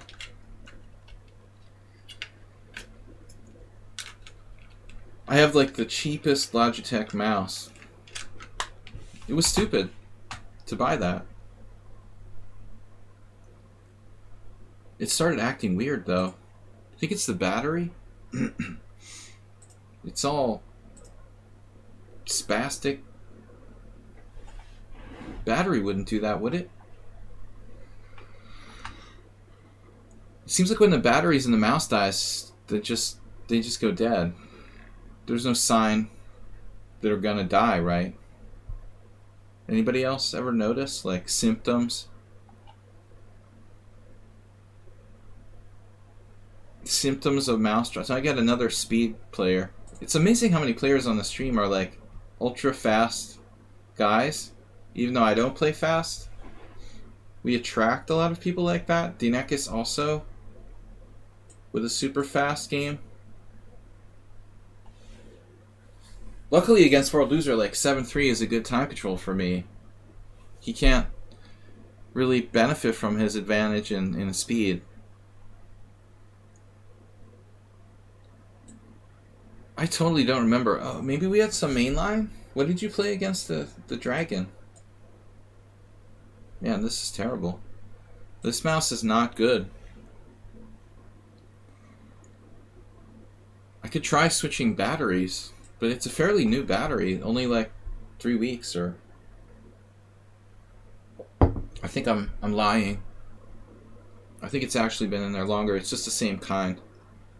I got 2 Sony batteries on my desk. And this is a Sony too, but I think I put it in there earlier. So, yeah, we're not going to do that rookie 8 line. I'd rather do this. I might have already played this against Dinekis, though. Though I'm not sure this is the best line to play against a lower-rated player. I played it against Degen Chess, and he had no idea what he was doing. But he managed to deal with it pretty well. Then I had another game recently.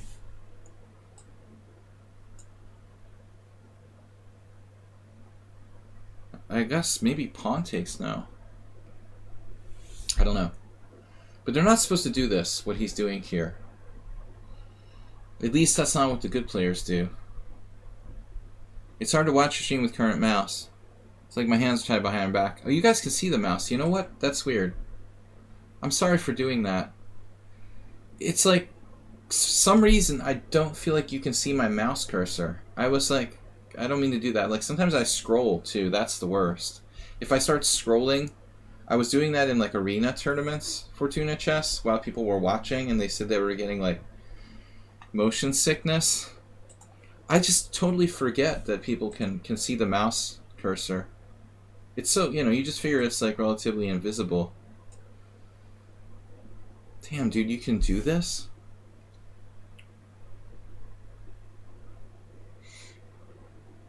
I am not really thrilled about this. Do you think it's one of those? One of those situations? No.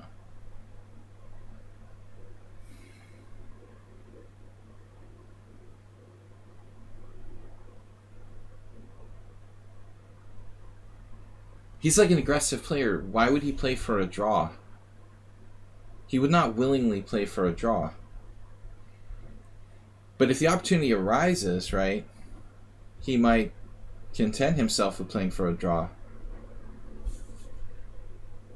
So I've never looked at this position. I mean, no one's ever played knight takes c6 against me. I have no choice. I have to take back. He takes now. It doesn't matter which way I take. Really. If he's going to take, he's going to take. So he takes. I have to take. All my moves are forced. And now queen takes on my rook on a8. Do the Nakamura head thing. I can play bishop e2. That must be the point here. I can do bishop e2. That's the problem. I was thinking, can I trap his queen on a8 or something? I mean, this is clearly got to be the move.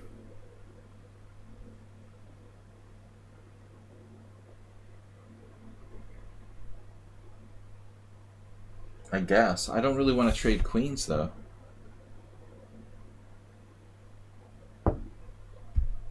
Well, if he trades queens, he's just like down a pawn for nothing in an endgame. I mean, that's not an issue. Not an issue. Right? So he's just totally hosed. Going for a walk. But he's not down a pawn. I forgot I sacrificed the pawn.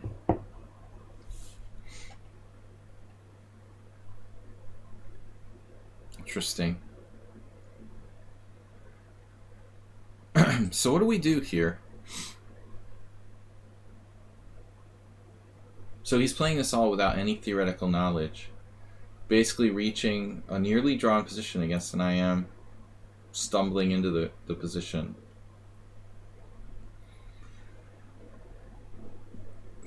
That's messed up, man.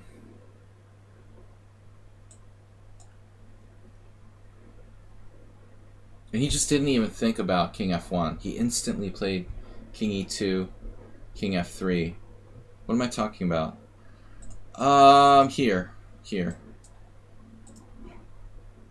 I ask myself questions before they even come.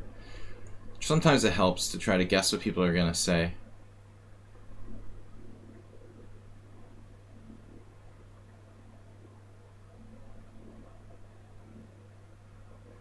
He is a sandbagger, though. He's not really... Well, actually, he's gotten better now. He's 2044. Okay. Well, that's reasonable. His other ratings are garbage. This is not real. He's not 1648 in Bullet. I don't know what that's about. And he's definitely not 1800 in Blitz. He sandbags his ratings or something. Intentionally, or it's not clear for me. Move 11. How did the Dead Sea Scrolls enter into this exactly? You just randomly said the Dead Sea Scrolls. Is that like a band or something? Why would he randomly say that?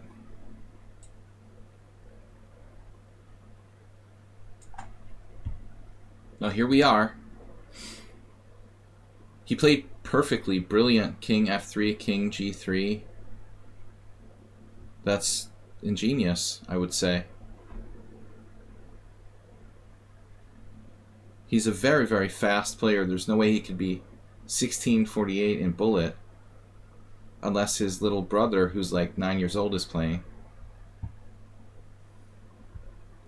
He's actually extremely fast. So I think that if he's 2000 in Rapid, you know, he should probably be quite a bit higher in bullet. This is a perfect example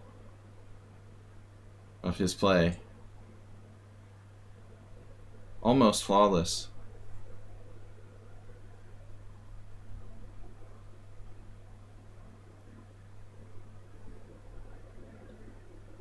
This is a really tough position. The closest I've come to having no advantage in a little while.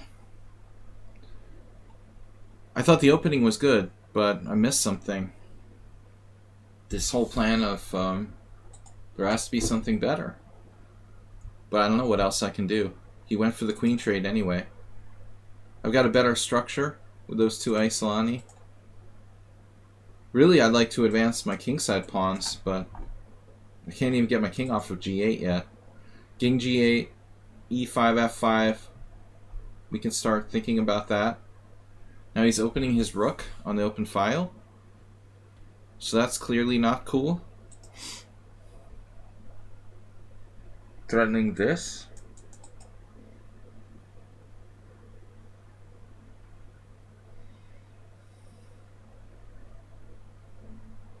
I have bishop e4.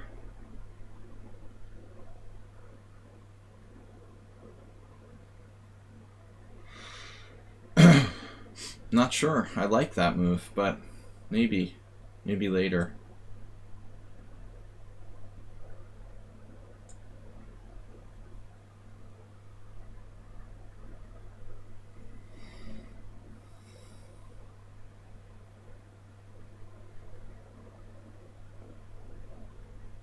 He's a genius. He doesn't know the opening at all. He got to a virtually equal position after 20 moves.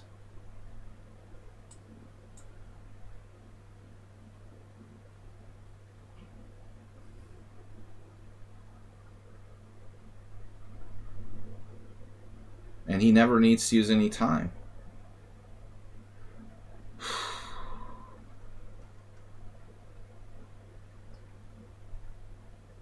He has a decent score against me, but he had another account. I don't know what happened to it. This is his second account. The other account had a similar score, I would say.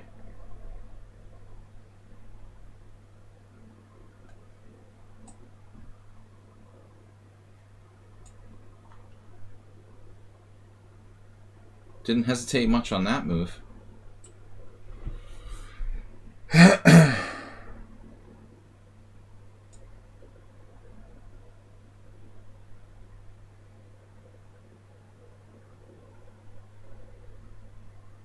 I mean, I'm not sure I have much of anything.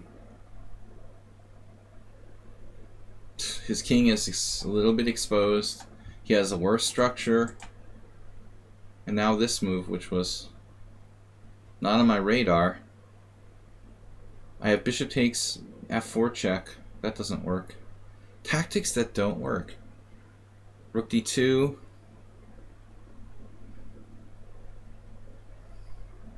Now he forces another exchange.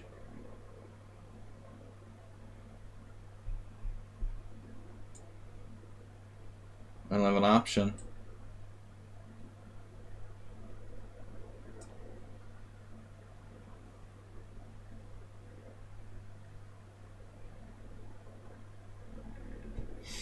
Problem is, what now?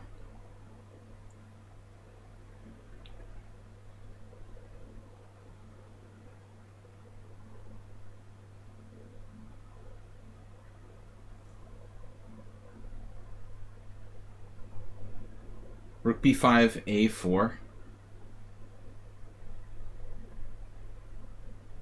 Does that work?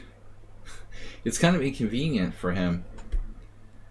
He played rook a6, stopping a4. Are you serious?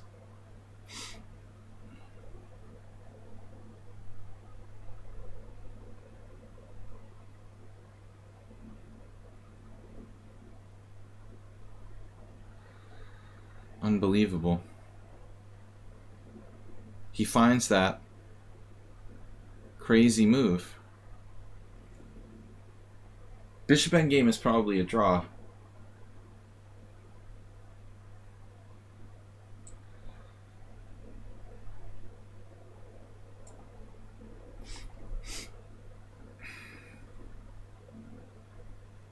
When is he going to blunder?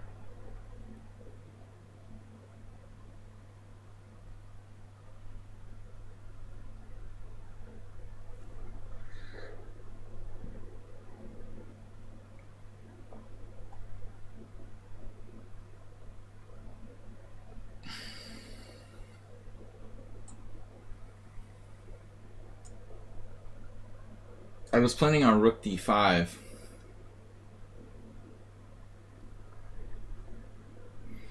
But I don't think it's enough.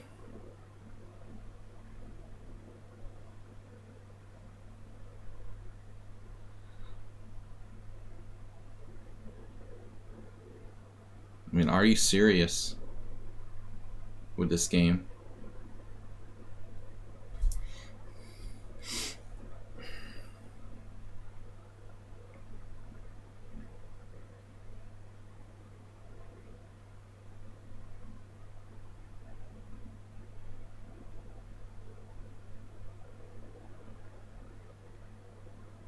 I'd like to see Dinekis play against Schieberspieler.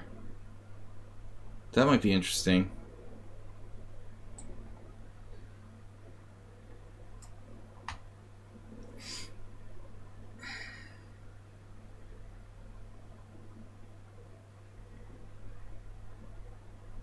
Just no problem.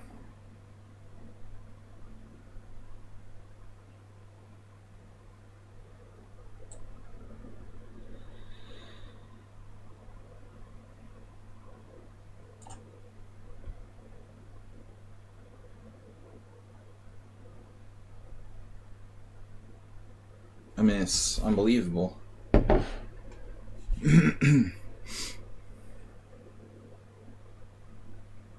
Master, what link are you talking about? Is there a link I should be giving out?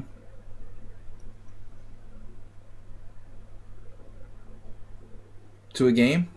You guys referencing a particular game? So check this out. Now he has this move.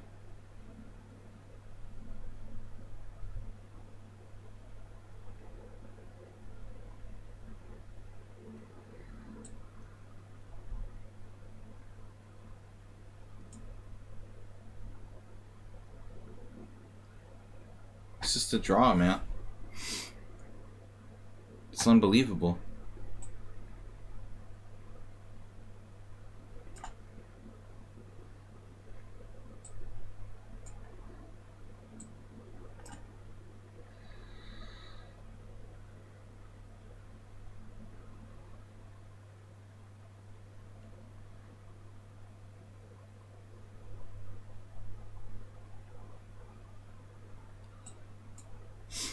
He actually made a mistake. He's probably winning anyway.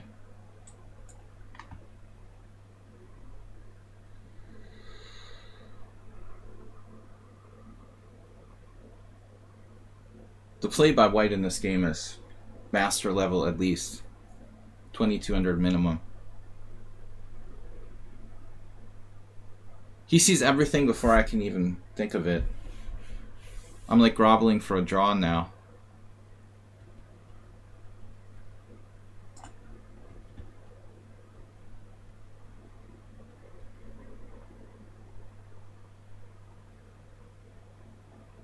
By the way, like, how many points does he have to start with?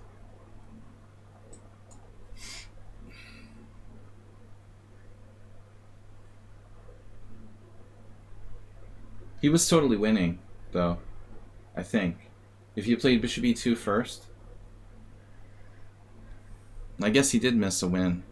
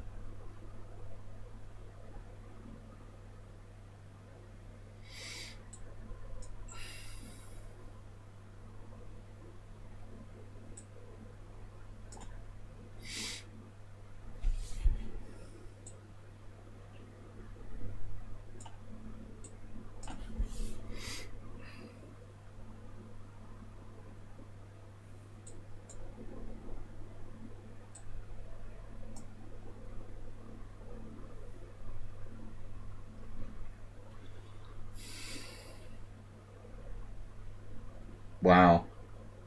He found that move pretty quick. H5. This must be a draw.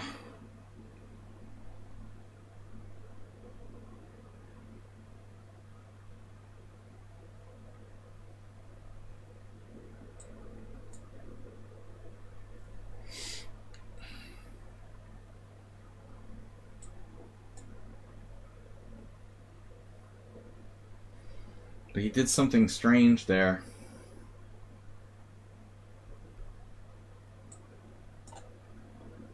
He's actually going to lose this.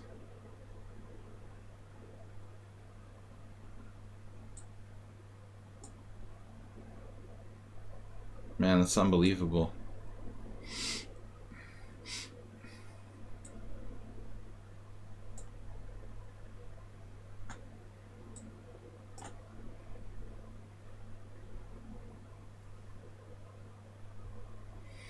Yeah, he could have just gotten his king back in front, sacked the bishop, and drawn. Wow. That's crazy. But I think he was just winning, right? I completely lost my mind. At some point, I just gave up. This is the stupidest move ever, like rook f5, but at this point, I just knew that I wasn't winning anymore. Computer actually likes rook f5. Okay, whatever, rook b6, best move. I missed g5, this was a blunder. And then this is a losing move. He has bishop e2. Like, even bishop d5 would be better than that, but I have to bring my king over immediately. It's a draw. It was a stupid blunder. So he was completely winning for like a couple moves there. Awful. But the beginning of the game was brilliant, man. Wow. So I had basically no way of getting through. Tournament must be starting the next round. I feel ashamed of this game, though. To get a lost position like that when I was winning the whole... I mean, when I was better the whole game. I got frustrated.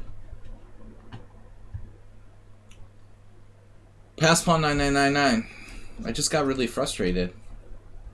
But he played really well. Fight night, wow. Uber driver. Uber driver swindling another win.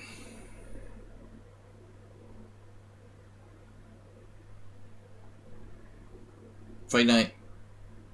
Could resign here. Pass pawn 9999. I mean, I feel bad about our endgame, Dinekis. First of all, it should be a draw. Then you should have won, and then I should never win. So the endgame was like awful. None of those things should have happened. It should have just been a draw, you know.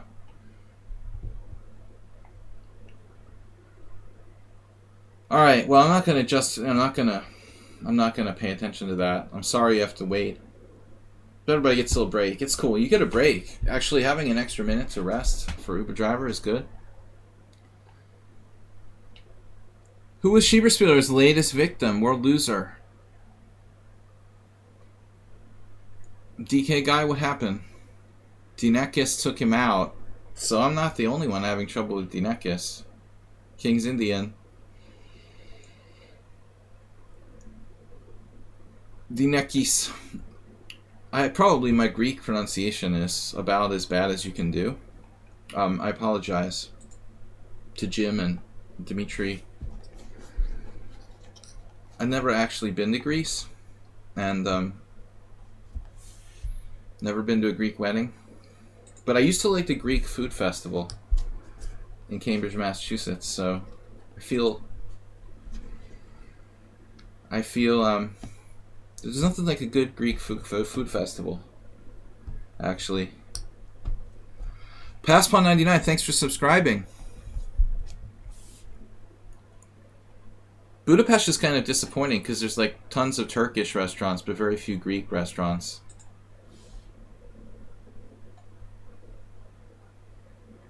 But I like Greek better. Alright, Sparkle Horse. Who is next? Not DK Guy. Please. He's here just to be a spoiler now. No, he's seriously in contention for third place. Morales. I played Berserker. Can't believe that game is still, we're still waiting for this guy. Dude, that's so rude. It's so rude to just let him... Oh, they're actually playing it out, alright. Well, at least he played... He didn't, like, make you time him out. At least he didn't make time him out. That's the worst. Like, if people do that, you should report them. The people that just, like, leave the game with a minute or more left on the clock. That's totally wrong. Uber Driver 2201. Master. He's a master. One ongoing games, not anymore. Guys, last 2 rounds coming up. Congratulations, Uber Driver. We need DK Guy to play against Schieberspieler. So I'll play Morales, and DK Guy can play against Schieberspieler. How do you guys think about that pairing? It's not good that Morales has a worse tiebreak than DK Guy. Because that's colors. DK Guy is due black and I'm due white. Oof. That's almost for sure. No, DK Guy is due white and I'm due white. We're both due white. Well, it doesn't really matter. I mean, the lichess thing will just do whatever it wants. It's just random. Random rules. It's not a real Swiss system pairing program. But I've had it with lichess and trying to argue with them. It's hopeless. I told them their pairing system was illegal. They don't give a crap. If I was Magnus Carlsen, they would care. But illegal is arbitrary.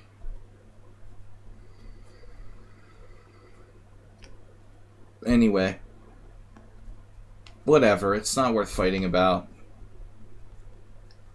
I'm in first place. Schieberspieler in second. DK Guy, Dinekis, world loser. It should be ranked by rating. So I got lucky with the win there. Yeah, we have communist vaccine coming. Alright. Anti-mink vaccine. What are we going to play? It makes me nervous, that thing. It's not right. What does he do again?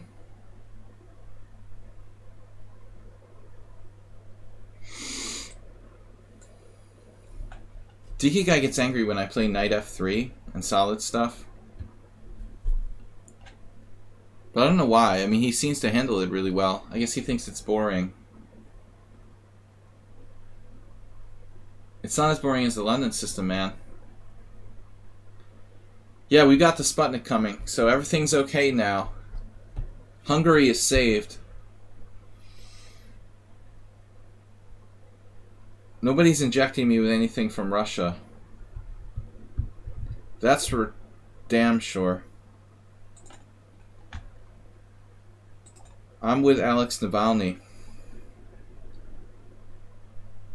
No more pharmaceutical injections, please.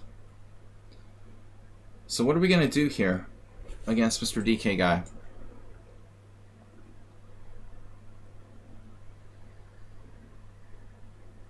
Well, we've had this a million times. It seems like DK Guy's thing is the King's Indian. I'm not really up to date on my theory, and I don't like playing like hardcore King's Indians in non-classical games, so I've pretty much like used everything I could play against him. Whatever I do, it will be a repeat of a previous episode. I do have this like strange sore throat, but can you get a sore throat without being exposed to any sort of bacteria? You know, people always say you can get a cold from sleeping in a drafty room or something. I'm not sure that's really true. You know, you actually have to have like a bacteria, you know. But don't worry. I've been very safe. DK guy, you're a smoker. Maybe it's just a muscle pain. It's not really a sore throat.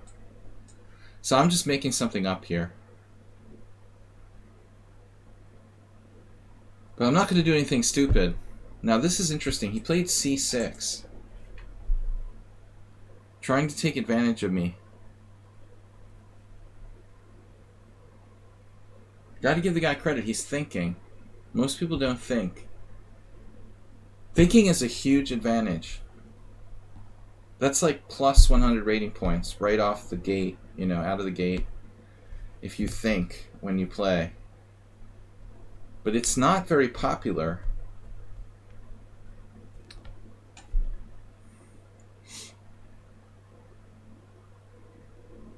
The downside of thinking is the fact that it's no longer popular.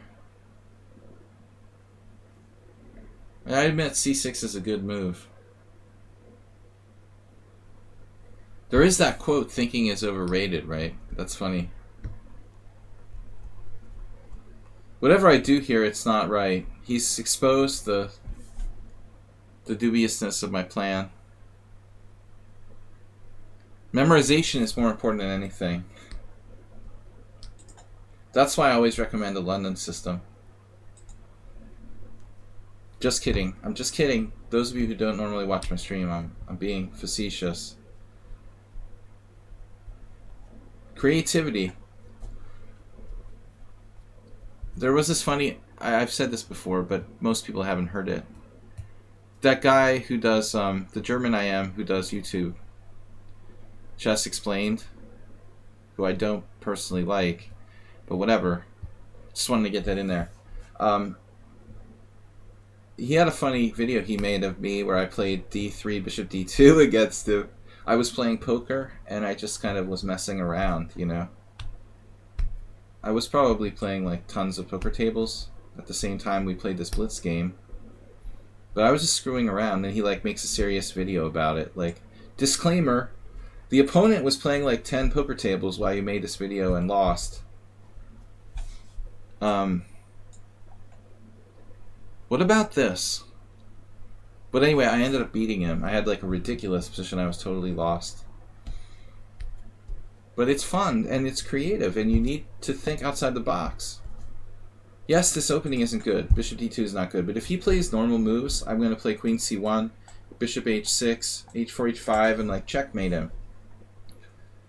So DK guy immediately, he's like thinking, and he plays this, and he's going to meet me in the center with d5. That's a good answer.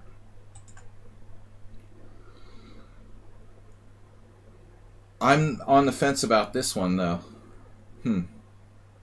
Maybe that's a good answer, too. This was not expected. Wow. I completely missed this one. Sign me up. Wow, dude. Nice move. Pawn takes f6, pawn takes c3. Takes g7, takes d2 check. And then you're just better structurally. That's a brilliant move. I missed it. Maybe I have something, though. Maybe I can just play knight b5. But I don't trust my position.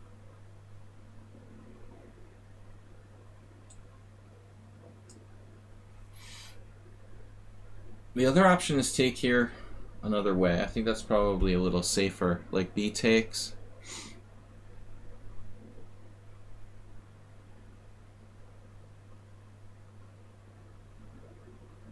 What about pawn takes g7, pawn takes, queen takes, king takes, h4?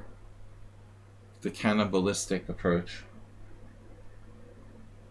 That's really not working. It's a very bad Brunfeld for white. So I think at this point we need to admit we made a mistake and start to think like, okay, we made a mistake. Even bishop takes c3 is not stupid. Not that stupid. He's about to be up a pawn. What am I doing? No. Bishop takes c3? It's a weird answer. Do not ever play this again, please. Anybody? This can't be good for black? HTFP, why do you say that? What am I supposed to do? Take on g7? He takes on d2? I have a worse structure? Not enough pieces on the board? What do you like? Pawn takes? Should I take with the pawn on c3? Nothing special. I think black's fine here.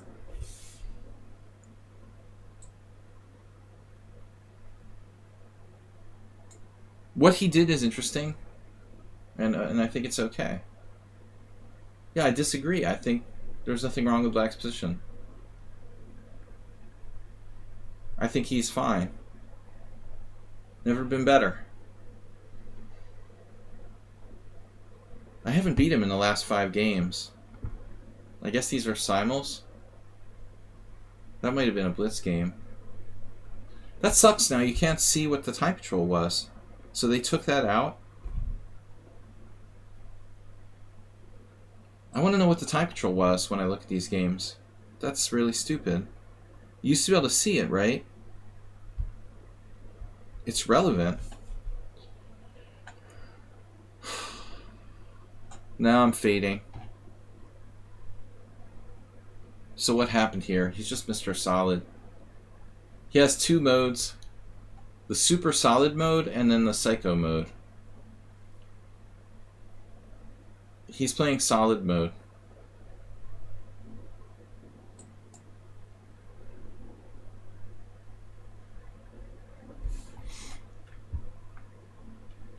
Has his rating gone up lately? I've never seen him touch 2300, and it looks like he's just within grasp. But it's funny because when he first started playing on my stream, I was like, dude, you're so strong. And he was like beating me down. And then he sort of backed off.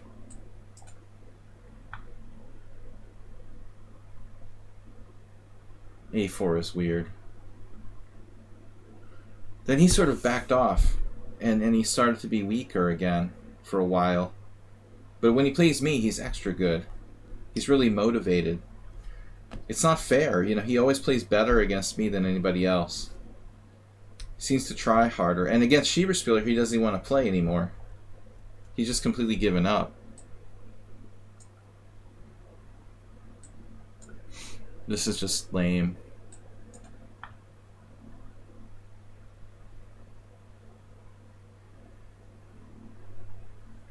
Now what am I going to do? Okay, let's defend the pawn.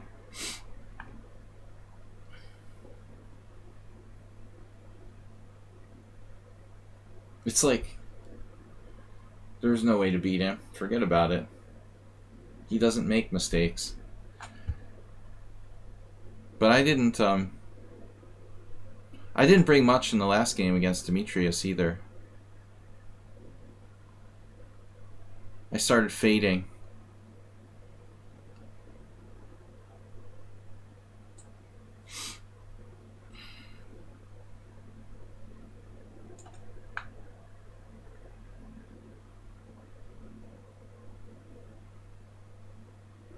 No, he beat me the last time. There were 4 draws in a row before that, so now... So what I'm saying is his strength seems dependent on, like, these periods. Like, sometimes he's better, and then he, like, goes into hibernation again for a while. But if you asked me when DK Guy first started playing on the stream, I was like, why aren't you 2300? I mean, you easily seem like you would be 2300. He's like, I'm too slow, or... I don't remember what his excuse was. But, honestly,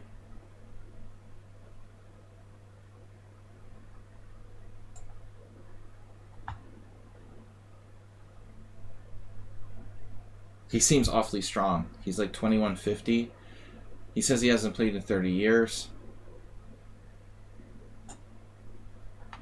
if you're 2200, if you're 1100, you know, you got to be at least 2200 FIDE, and a good 2200 FIDE who's actually kind of underrated, in my opinion.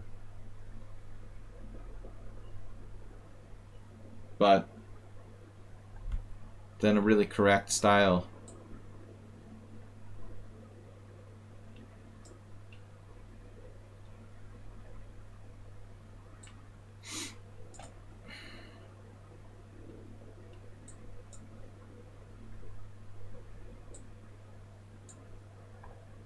It's like playing Botvinnik or something.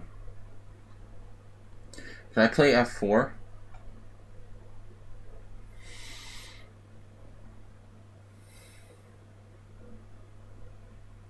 Do I want to play f4? Right, an old school NM strength player, exactly. You know, back in the day when this guy would have been 2100 FIDE, well, there was no 2100 FIDEs. Like, you had to be 2200 to get a rating.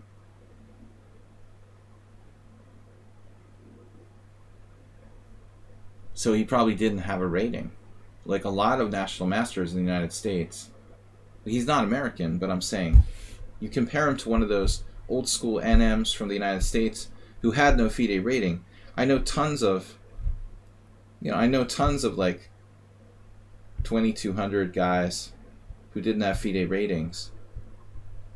Definitely.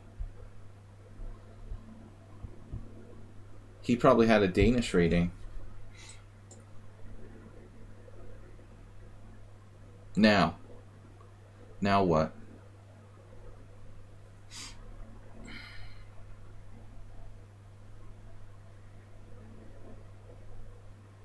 It's just a draw, man, at best. I'm lucky that I'm not worse.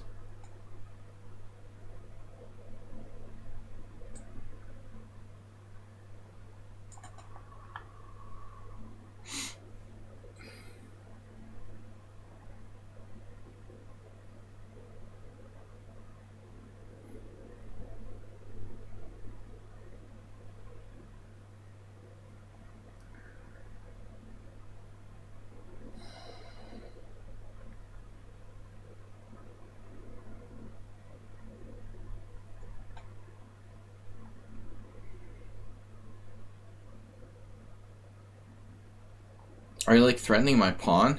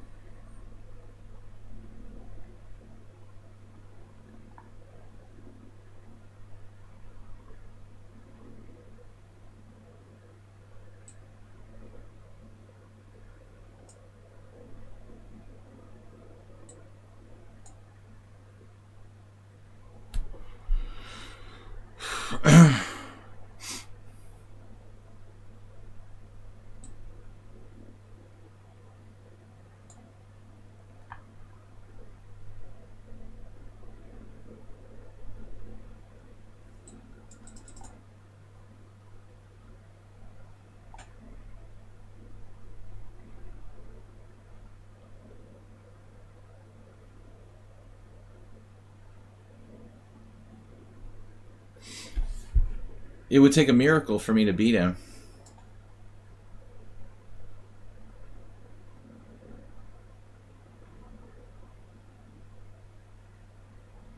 Like that. He's got that.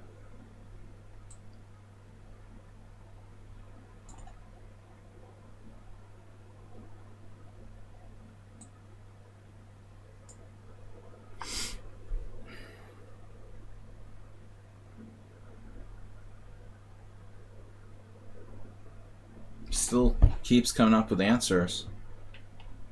Even after he was like slightly worse. Oh, are you kidding me?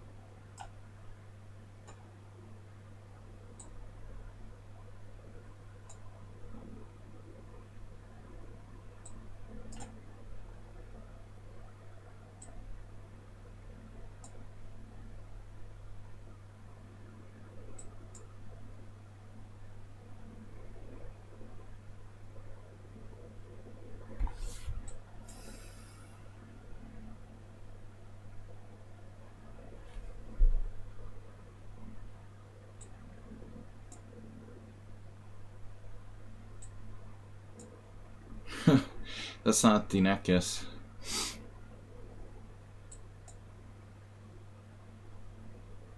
This was like terrible.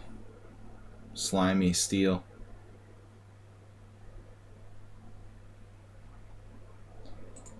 Alright. Yeah, I mean, I was worse the whole game till I equalized. Now here it's like equal.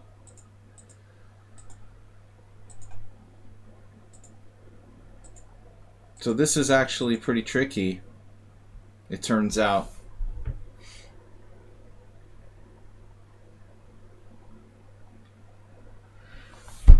I don't know what the deal is with this endgame. Opening was not good. But I played alright after that terrible opening. What do we got? Alright. A lucky win. Yeah, but the opening was really trashy. And he should have held that. Played that opening was a disaster for me. Alright. Who's the next lucky victim? Quick draw to seal the victory? What do I do? Hopefully I get paired with Acerbate. Kind of a small field today. Chessmurph only played one game. Maybe they had to work.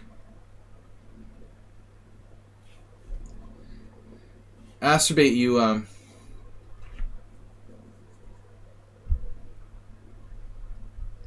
I feel slimy for winning that game, though. I didn't deserve to win. We were low on time. You're demoralized? Alright. You lost to... Man, Denekis is on fire today. I've got to fix this. That's because I have the old school browser. Jernvlad. Man, Jernvlad was tough last time. He was white.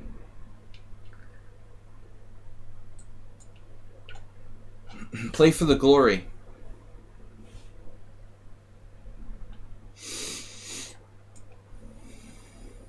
Jernvlad played the... I'm surprised he played the advanced variation. That's not good. I mean, it's good, but I don't feel as comfortable. Wow, Jernvlad's real modern. He's playing the ultra modern 92. Against the Sicilian, he plays old school Pioneer Palace system. And now he's like Mr. Modern with the 92 Caro-Kann. Damn. Okay, I know nothing. I know nothing about this, really. Once I tried to play it with white, I had no clue what I was doing. My friend Emil plays this. Some high-level players have used it. I really don't know what I'm supposed to do. Damn. So the whole idea is to play like knight b3 and shut down c5. You can also play bishop e3. I guess this is simpler. No queen b6. Oh man, I'm sorry I played this. I'm sorry I played the Caro-Kann.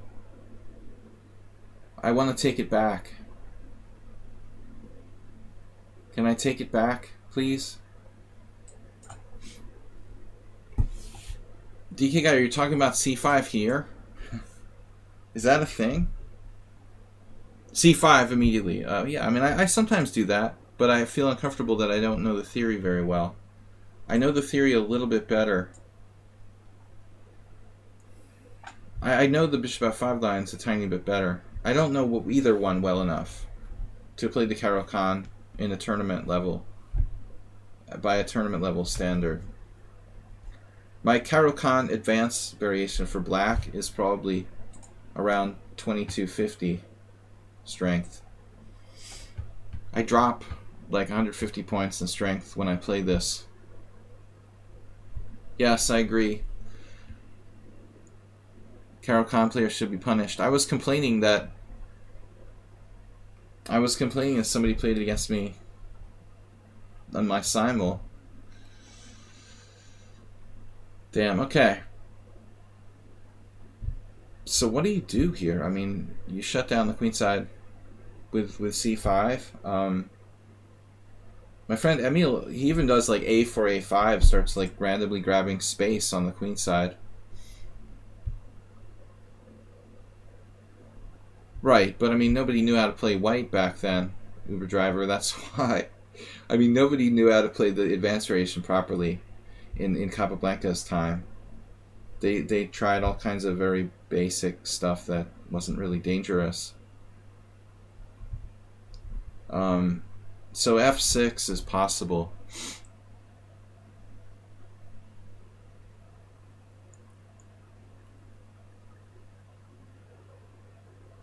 I mean, c5 is out with the knight on b3. I mean, I've seen games. This looks like it might even be reasonable. What else can you do, you know?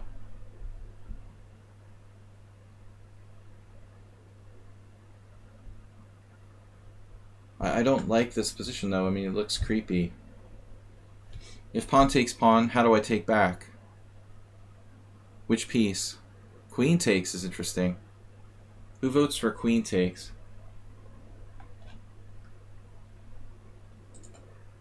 Yes, Uber Driver, you can play bishop g4 here. The concept of time is an interesting thing in the advanced Caro-Kann. It always seems like white comes out real slow, and that compensates, but then somewhere it like just disappears, you know, and like people are just getting annihilated with black. So bishop f4. Okay. You're cool, bro. Takes. I can go g5. It's totally psycho. But it's also kind of logical. If g5, man, g5 is really asking for it. You're tempting me so hard to play g5.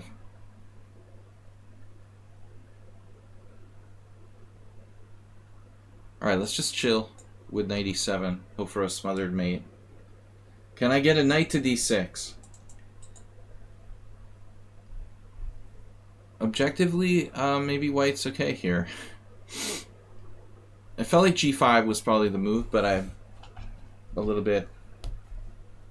Queen b6. I don't think Emre Tate played the Caro-Kann. Not his style. But who knows? I didn't know him that well. Just a little. Just a little bit.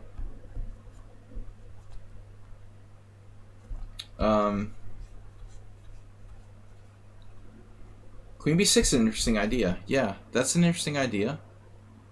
But I'm not sure it works, you know.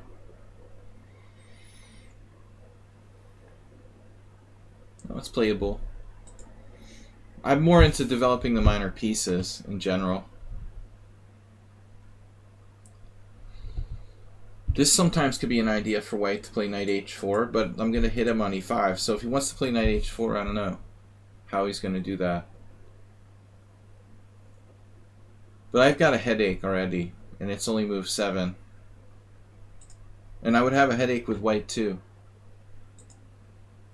If you play the advanced variation, you got to be prepared for this like molasses-like positions with totally closed and confusing situations. It's not really a flowing type of position where a tactical player excels.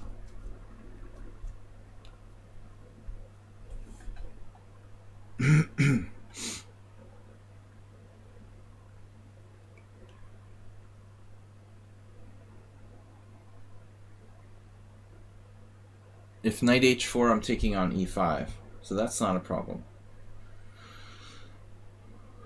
I figure he should play pawn takes pawn here, and I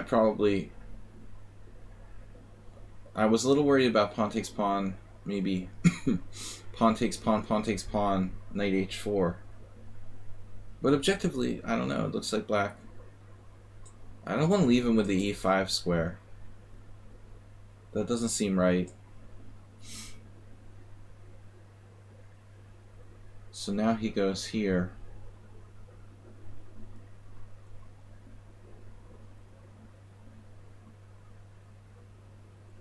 I can take and play knight g6 and e5.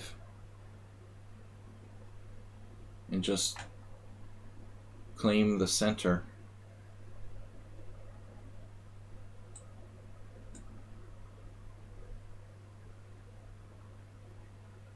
He can take with the pawn. It might be safer. Now I'm playing e5, but I have very little development. And there's the f5 weakness here. But I don't want to end up with a backward pawn. That's why I'm talking about doing it now.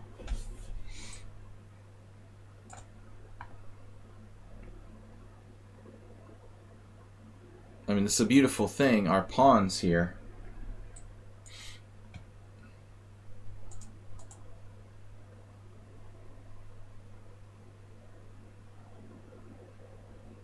But our development is lagged, and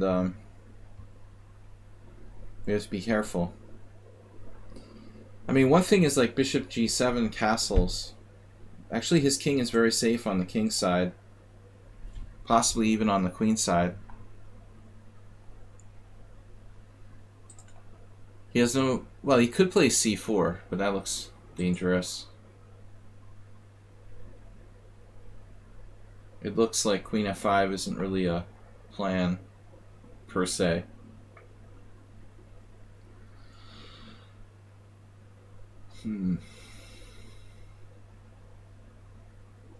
I don't mind trading queens if that's what it's about. This is called overprotecting your strong point.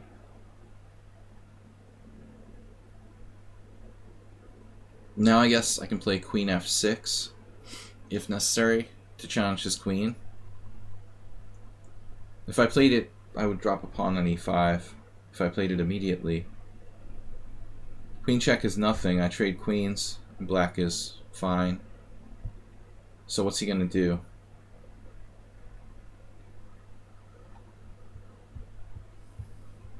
He could go crazy with something like h4. Castle queen side maybe, but I mean this puppy is dangerous for white, you know. Bishop on g7. Fianchettoed. Standard Caro-Kann fianchetto.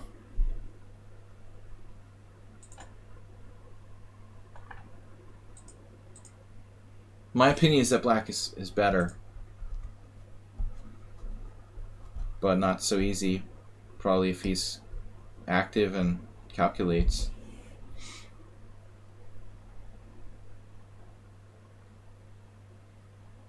There is one thing I've got to be aware of.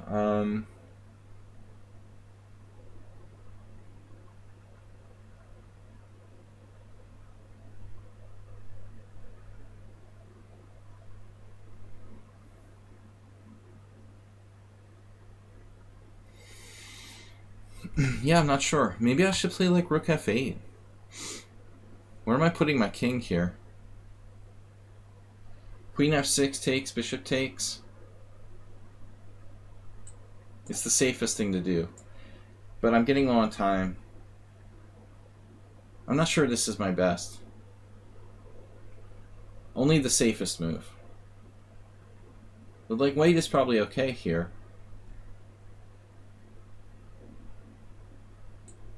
It's triply protected. Now he's threatening to take. So where do you go? You castle queenside. Castle kingside is also possible, of course. That would have brought my rook to the open f file. But he was threatening knight a5 in some lines.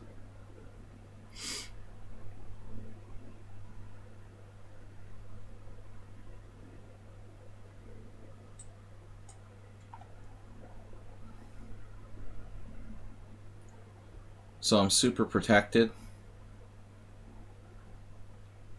for now. The super majority.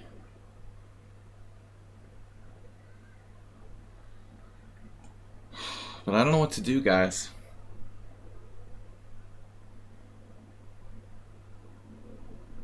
My rook doesn't belong there, so I'm in the wrong place, actually. I never should have put it there. I'm setting myself up on that pin. Yeah, we want to get out of there. This is the best move. I have to unpin.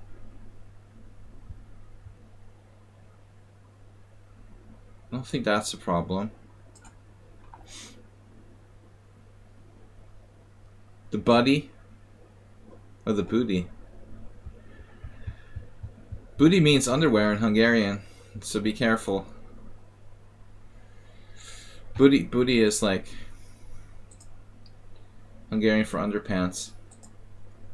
So you might not want to just say that in mixed company.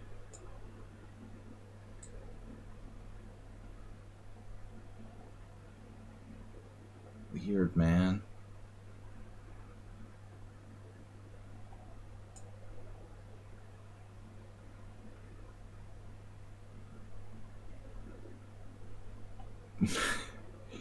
Spelled different. They can't spell anyway. Do you think my viewers can spell?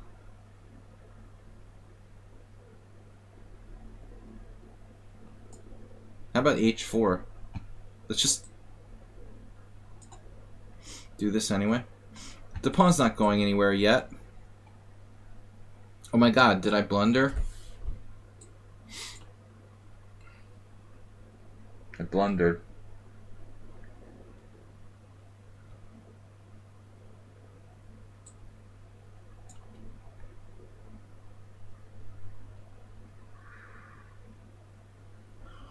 I could get in some tactical trouble there if I try to be fancy with like rook f8 getting mated. So I just want to keep it simple. Simple endgame.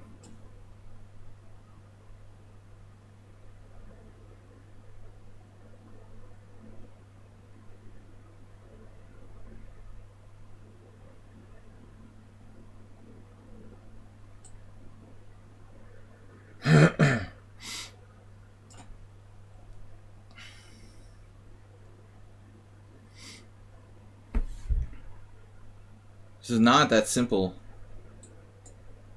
I was hoping it would be simpler.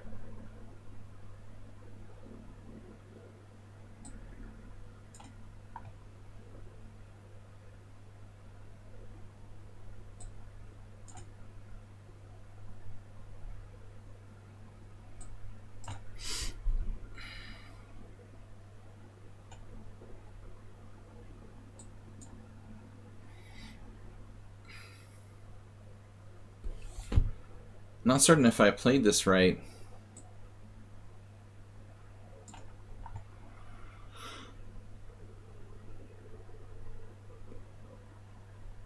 Whoa. That's a passed pawn.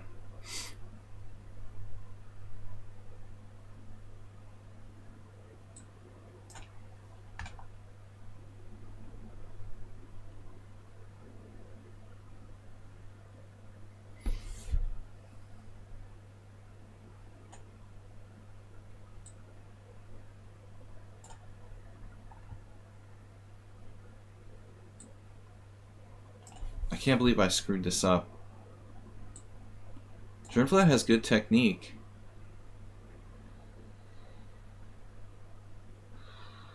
Making it hard.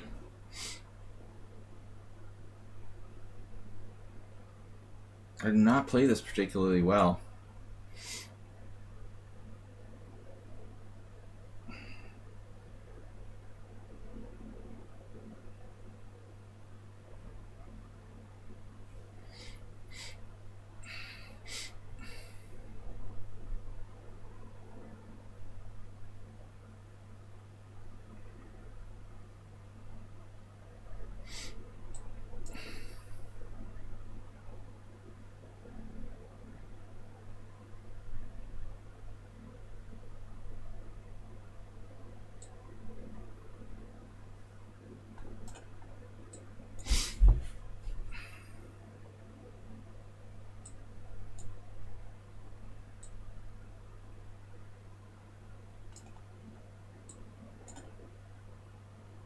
Just keep making blunder after blunder.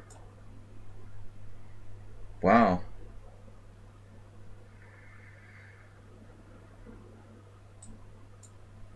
My stamina is just toast. His technique is unbelievable.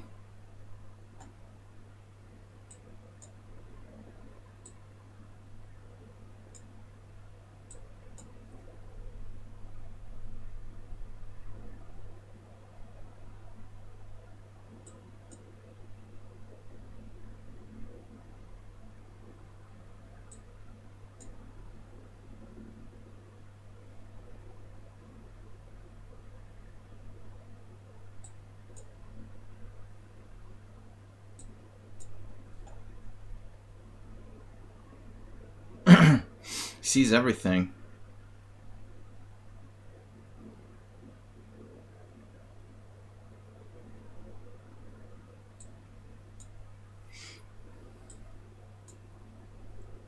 He had a move for that.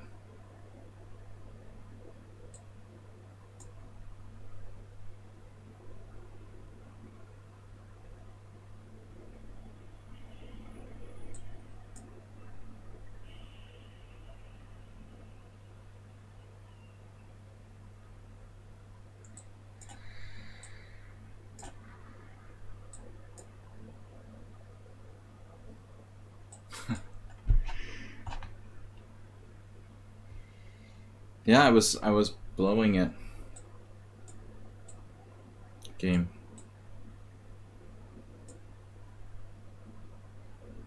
Oops. Oops. Try the other side.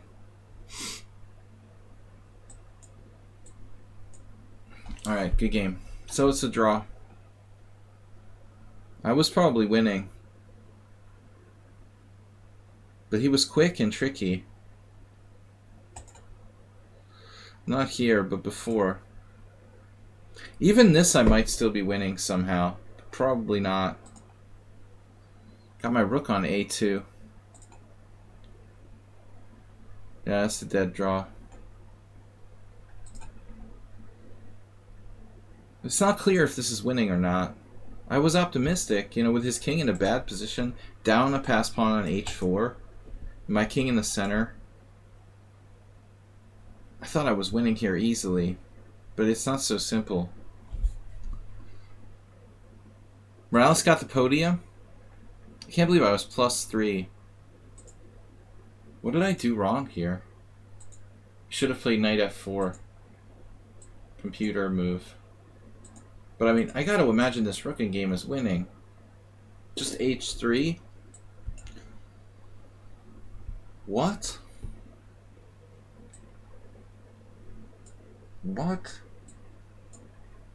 Oh my gosh. I think in my mind it was like rook h1 and I lose the pawn, but I have queen. Rook g1. That's crazy. Anyway, guys, good tournament.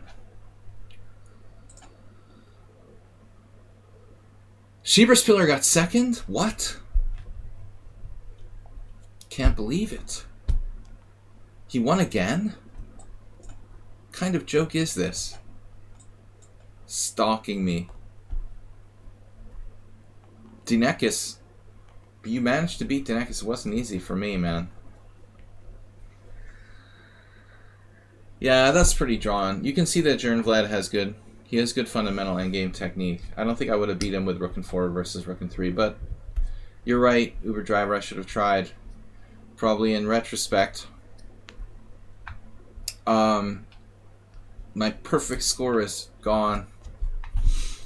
So, I managed to beat Schieberspiller, and I almost got a perfect score. Won the tournament. Schieberspiller in second, and Morales with the most undeserved podium of all time. It was a small field today. Only 24 players. We're usually getting slightly more, so I don't know what's up with that. We'll have to advertise a bit more, but they have to be members of the team to play. I have to grow the team a little bit more. I've been kind of depressed the last weeks with the coronavirus and stuff. I haven't been that motivated to work on stuff. We should improve the team a little bit. But anyway, let's see what happened. I'm just sad all my games are so long. I didn't get to analyze anybody's game. Really. Sure and Vlad a tough draw last game with, let's see, Schieberspieler versus Dinakis last round. Morales won against World Loser to make it to the podium. Let's check that out. Quick analysis game. The most undeserved victory of all time by Morales with Black. The booty. We gotta find more groupies, Chessmurph. Thanks for playing, though. I know you have to work. It's a good opening against... the booty is a good opening against World Loser because he likes the initiative. And it's hard. You know, Black's trying to steal the initiative with his gambit. So it seems like a good choice against him. He played Queen D5. Okay. What happened? Here. Oh, this is weird. Okay. So this is some kind of rare line. Denis Shmelyov. No, that's not the same. I've played Shmela, but not Shmelyov. Pop G rated with a party of 44. Pop G. Pop G must have done like a 12-hour stream today.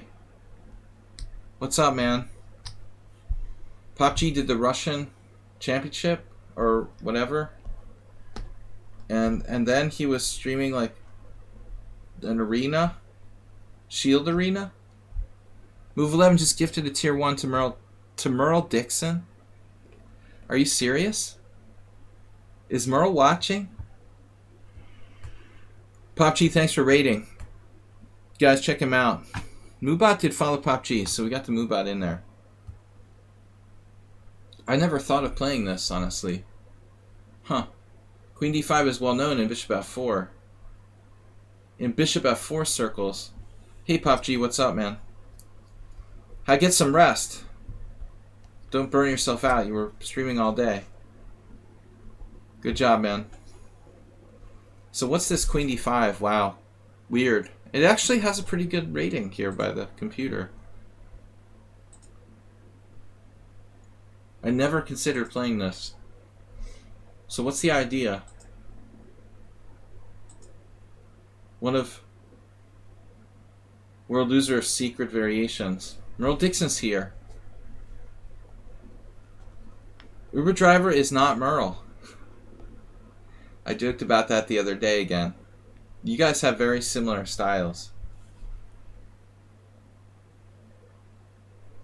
And you were around the same time, so it was natural to be suspicious. But you are more crazy. We're getting to know you better.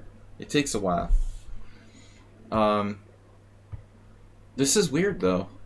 What a rare variation, and White has only played it in 2 games and won both. Huh. This must have surprised him because I don't know a clue. I've never seen anyone play this before. It's a cool idea by World Loser. So what if you... So you can't do anything else like D6? Can you play D6? I'll just keep saying it over and over again. After takes, this bishop is hanging. Oh, this is perfect for Merle Dixon because he plays the Fajarowitz. And Merle has a new friend in the stream, someone on Sound. I got crushed by the Fajarowitz in my simul on Sunday, playing the stupid variation that I shouldn't do, knight d2. I'm never going to do that again. I'm done with that. So this isn't possible. You have to do queen e7. Knight c3, the d5 square, here. Take the pawn back. And he just played this. So it looks like this is inaccurate. World Loser should play here. You wouldn't trade queens. You would play this. Shmelyov, Denis. So it's that easy to get an advantage against the Budapest. You gotta find something else here. You know, this is kind of like too simple. And White does a good game. So you did this here. Backward pawn.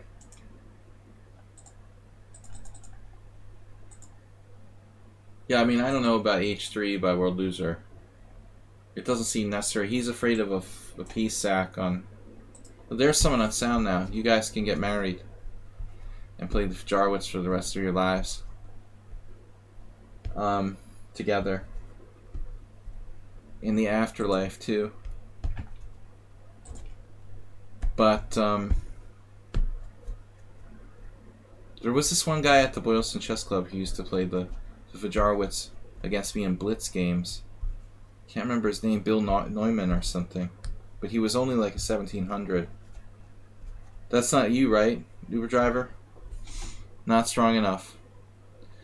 H3. Knight F3. So what happened? Knight E5, Bishop E2, castle, castle. It's like a normal position. But that H3 is juicy, you know. You might have a piece sack later on.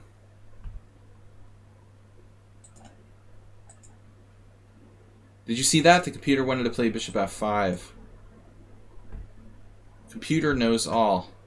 I don't know what the follow-up is, but it looks more active than Bishop E6, I guess. Anyway, this is Morales' game. How he finished third. This is very natural, though. You know, that's a great plan.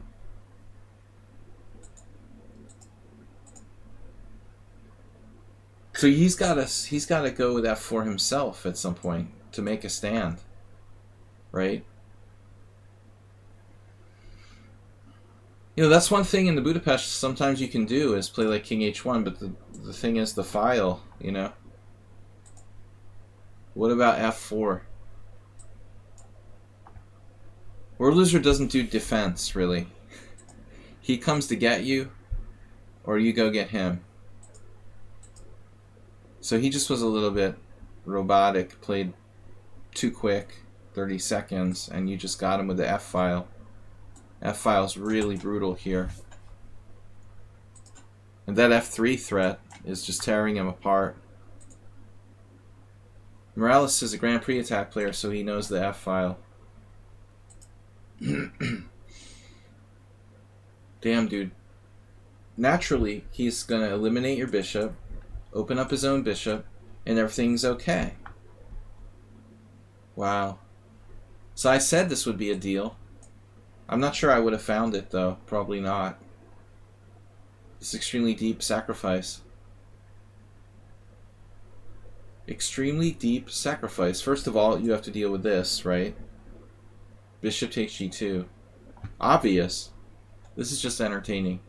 This is the computer going off. That's mate, man. It's like queen g5, rook h4. Okay, but I mean, if you give you that position, you'll find bishop takes g2, probably.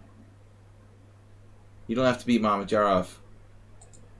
But there's a lot of things to think about if you go into this and you're thinking like, okay, bishop takes h3. What happens if he takes? Check. King h2.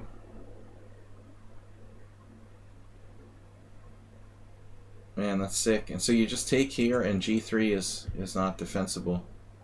So rook g1, bishop g1, queen g1. And you'd have to be like, oh, well, it doesn't work, you know? Back to the drawing board. But the computer is like, no, it works. It's okay. You just play here, and then rook f2. Bishop d4 or something.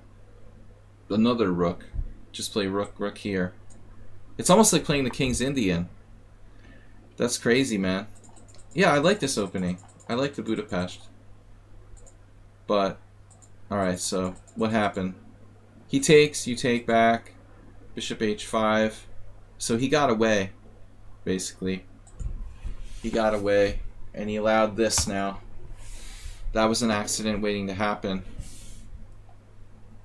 He's still got 5 minutes left.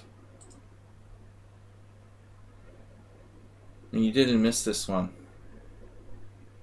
But that's devastating. That's just devastating. And knight h4. Nice game, man. Yeah. Knight f4 now. Not knight h4, but knight f4. Total control of g2. That's, sorry to, poor world loser picked out this game to look at. He's played some good games. It's not his good game. Anyway, I just picked a random game. Nice. King's Indian. Now rook e8. No, rook e8 doesn't work. So bishop g2 check. You're a materialist. That's the fastest way to mate according to the engine. That's funny. I wouldn't have. If you have 5 seconds to answer, you know, and pick the move that's the fastest to mate without being able to calculate, I wouldn't think like taking the queen would be fastest. Mate in 9 apparently.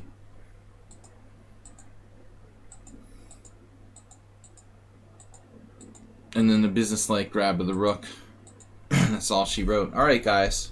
That's how Morales got 3rd place. Totally undeserved 3rd place. Totally undeserved. DK guy lost the 2nd game. Suspicious. Who could possibly beat DK guy? You didn't play Schieber, did you? DK, he had to play me. What am I talking about? Well, who did you lose to in the first time? Well, he lost against Dinekis. Yeah, who was that guy? I won the 2nd time. Morales got 4 tiebreak. The very dubious... Yeah, I guess it was undeserved. It's the very dubious sort of lichess tiebreak system. Take it when you can get it, man. Morales 3rd, DK Guy, Dinekis, world loser. Jern Vlad with a draw in the last round against me. Ruslan got 3. Wow, that's pretty solid, Ruslan. Kylor 3. Berserker 3. And then Uber Driver only played 2 games with a perfect score. Slow Hand was out. Asterbait got a win. He got me a win against Fight Night. And he got another win against Veku 1900. Asterbait, go. And a draw against Ruslan. So check him out. He's got a win against an 1884, a draw with Fight Night, and then a win against the 1900. Nice job. Alright, guys, thanks for the gift subs, and thanks for the raids from Tranquilizer, Pop G, and also, he didn't raid, but Fortuna Chess Coach was here, so check out their streams. We'll see you guys all tomorrow morning, if I'm still alive, after this brutal tournament. Thanks to all you guys, and we'll talk to you tomorrow morning. Bye-bye now. Bye-bye. I'll just say bye for Pawnda. Thanks, JCS, Mr. Coffee. We'll see you guys later. See you Thursday. Schieberspieler. Fortuna Chess Coach just donated a gift sub to the community. And then Retarded Warrior got it. Alright. Thank you, man. Take care. We'll see you guys later. Bye-bye.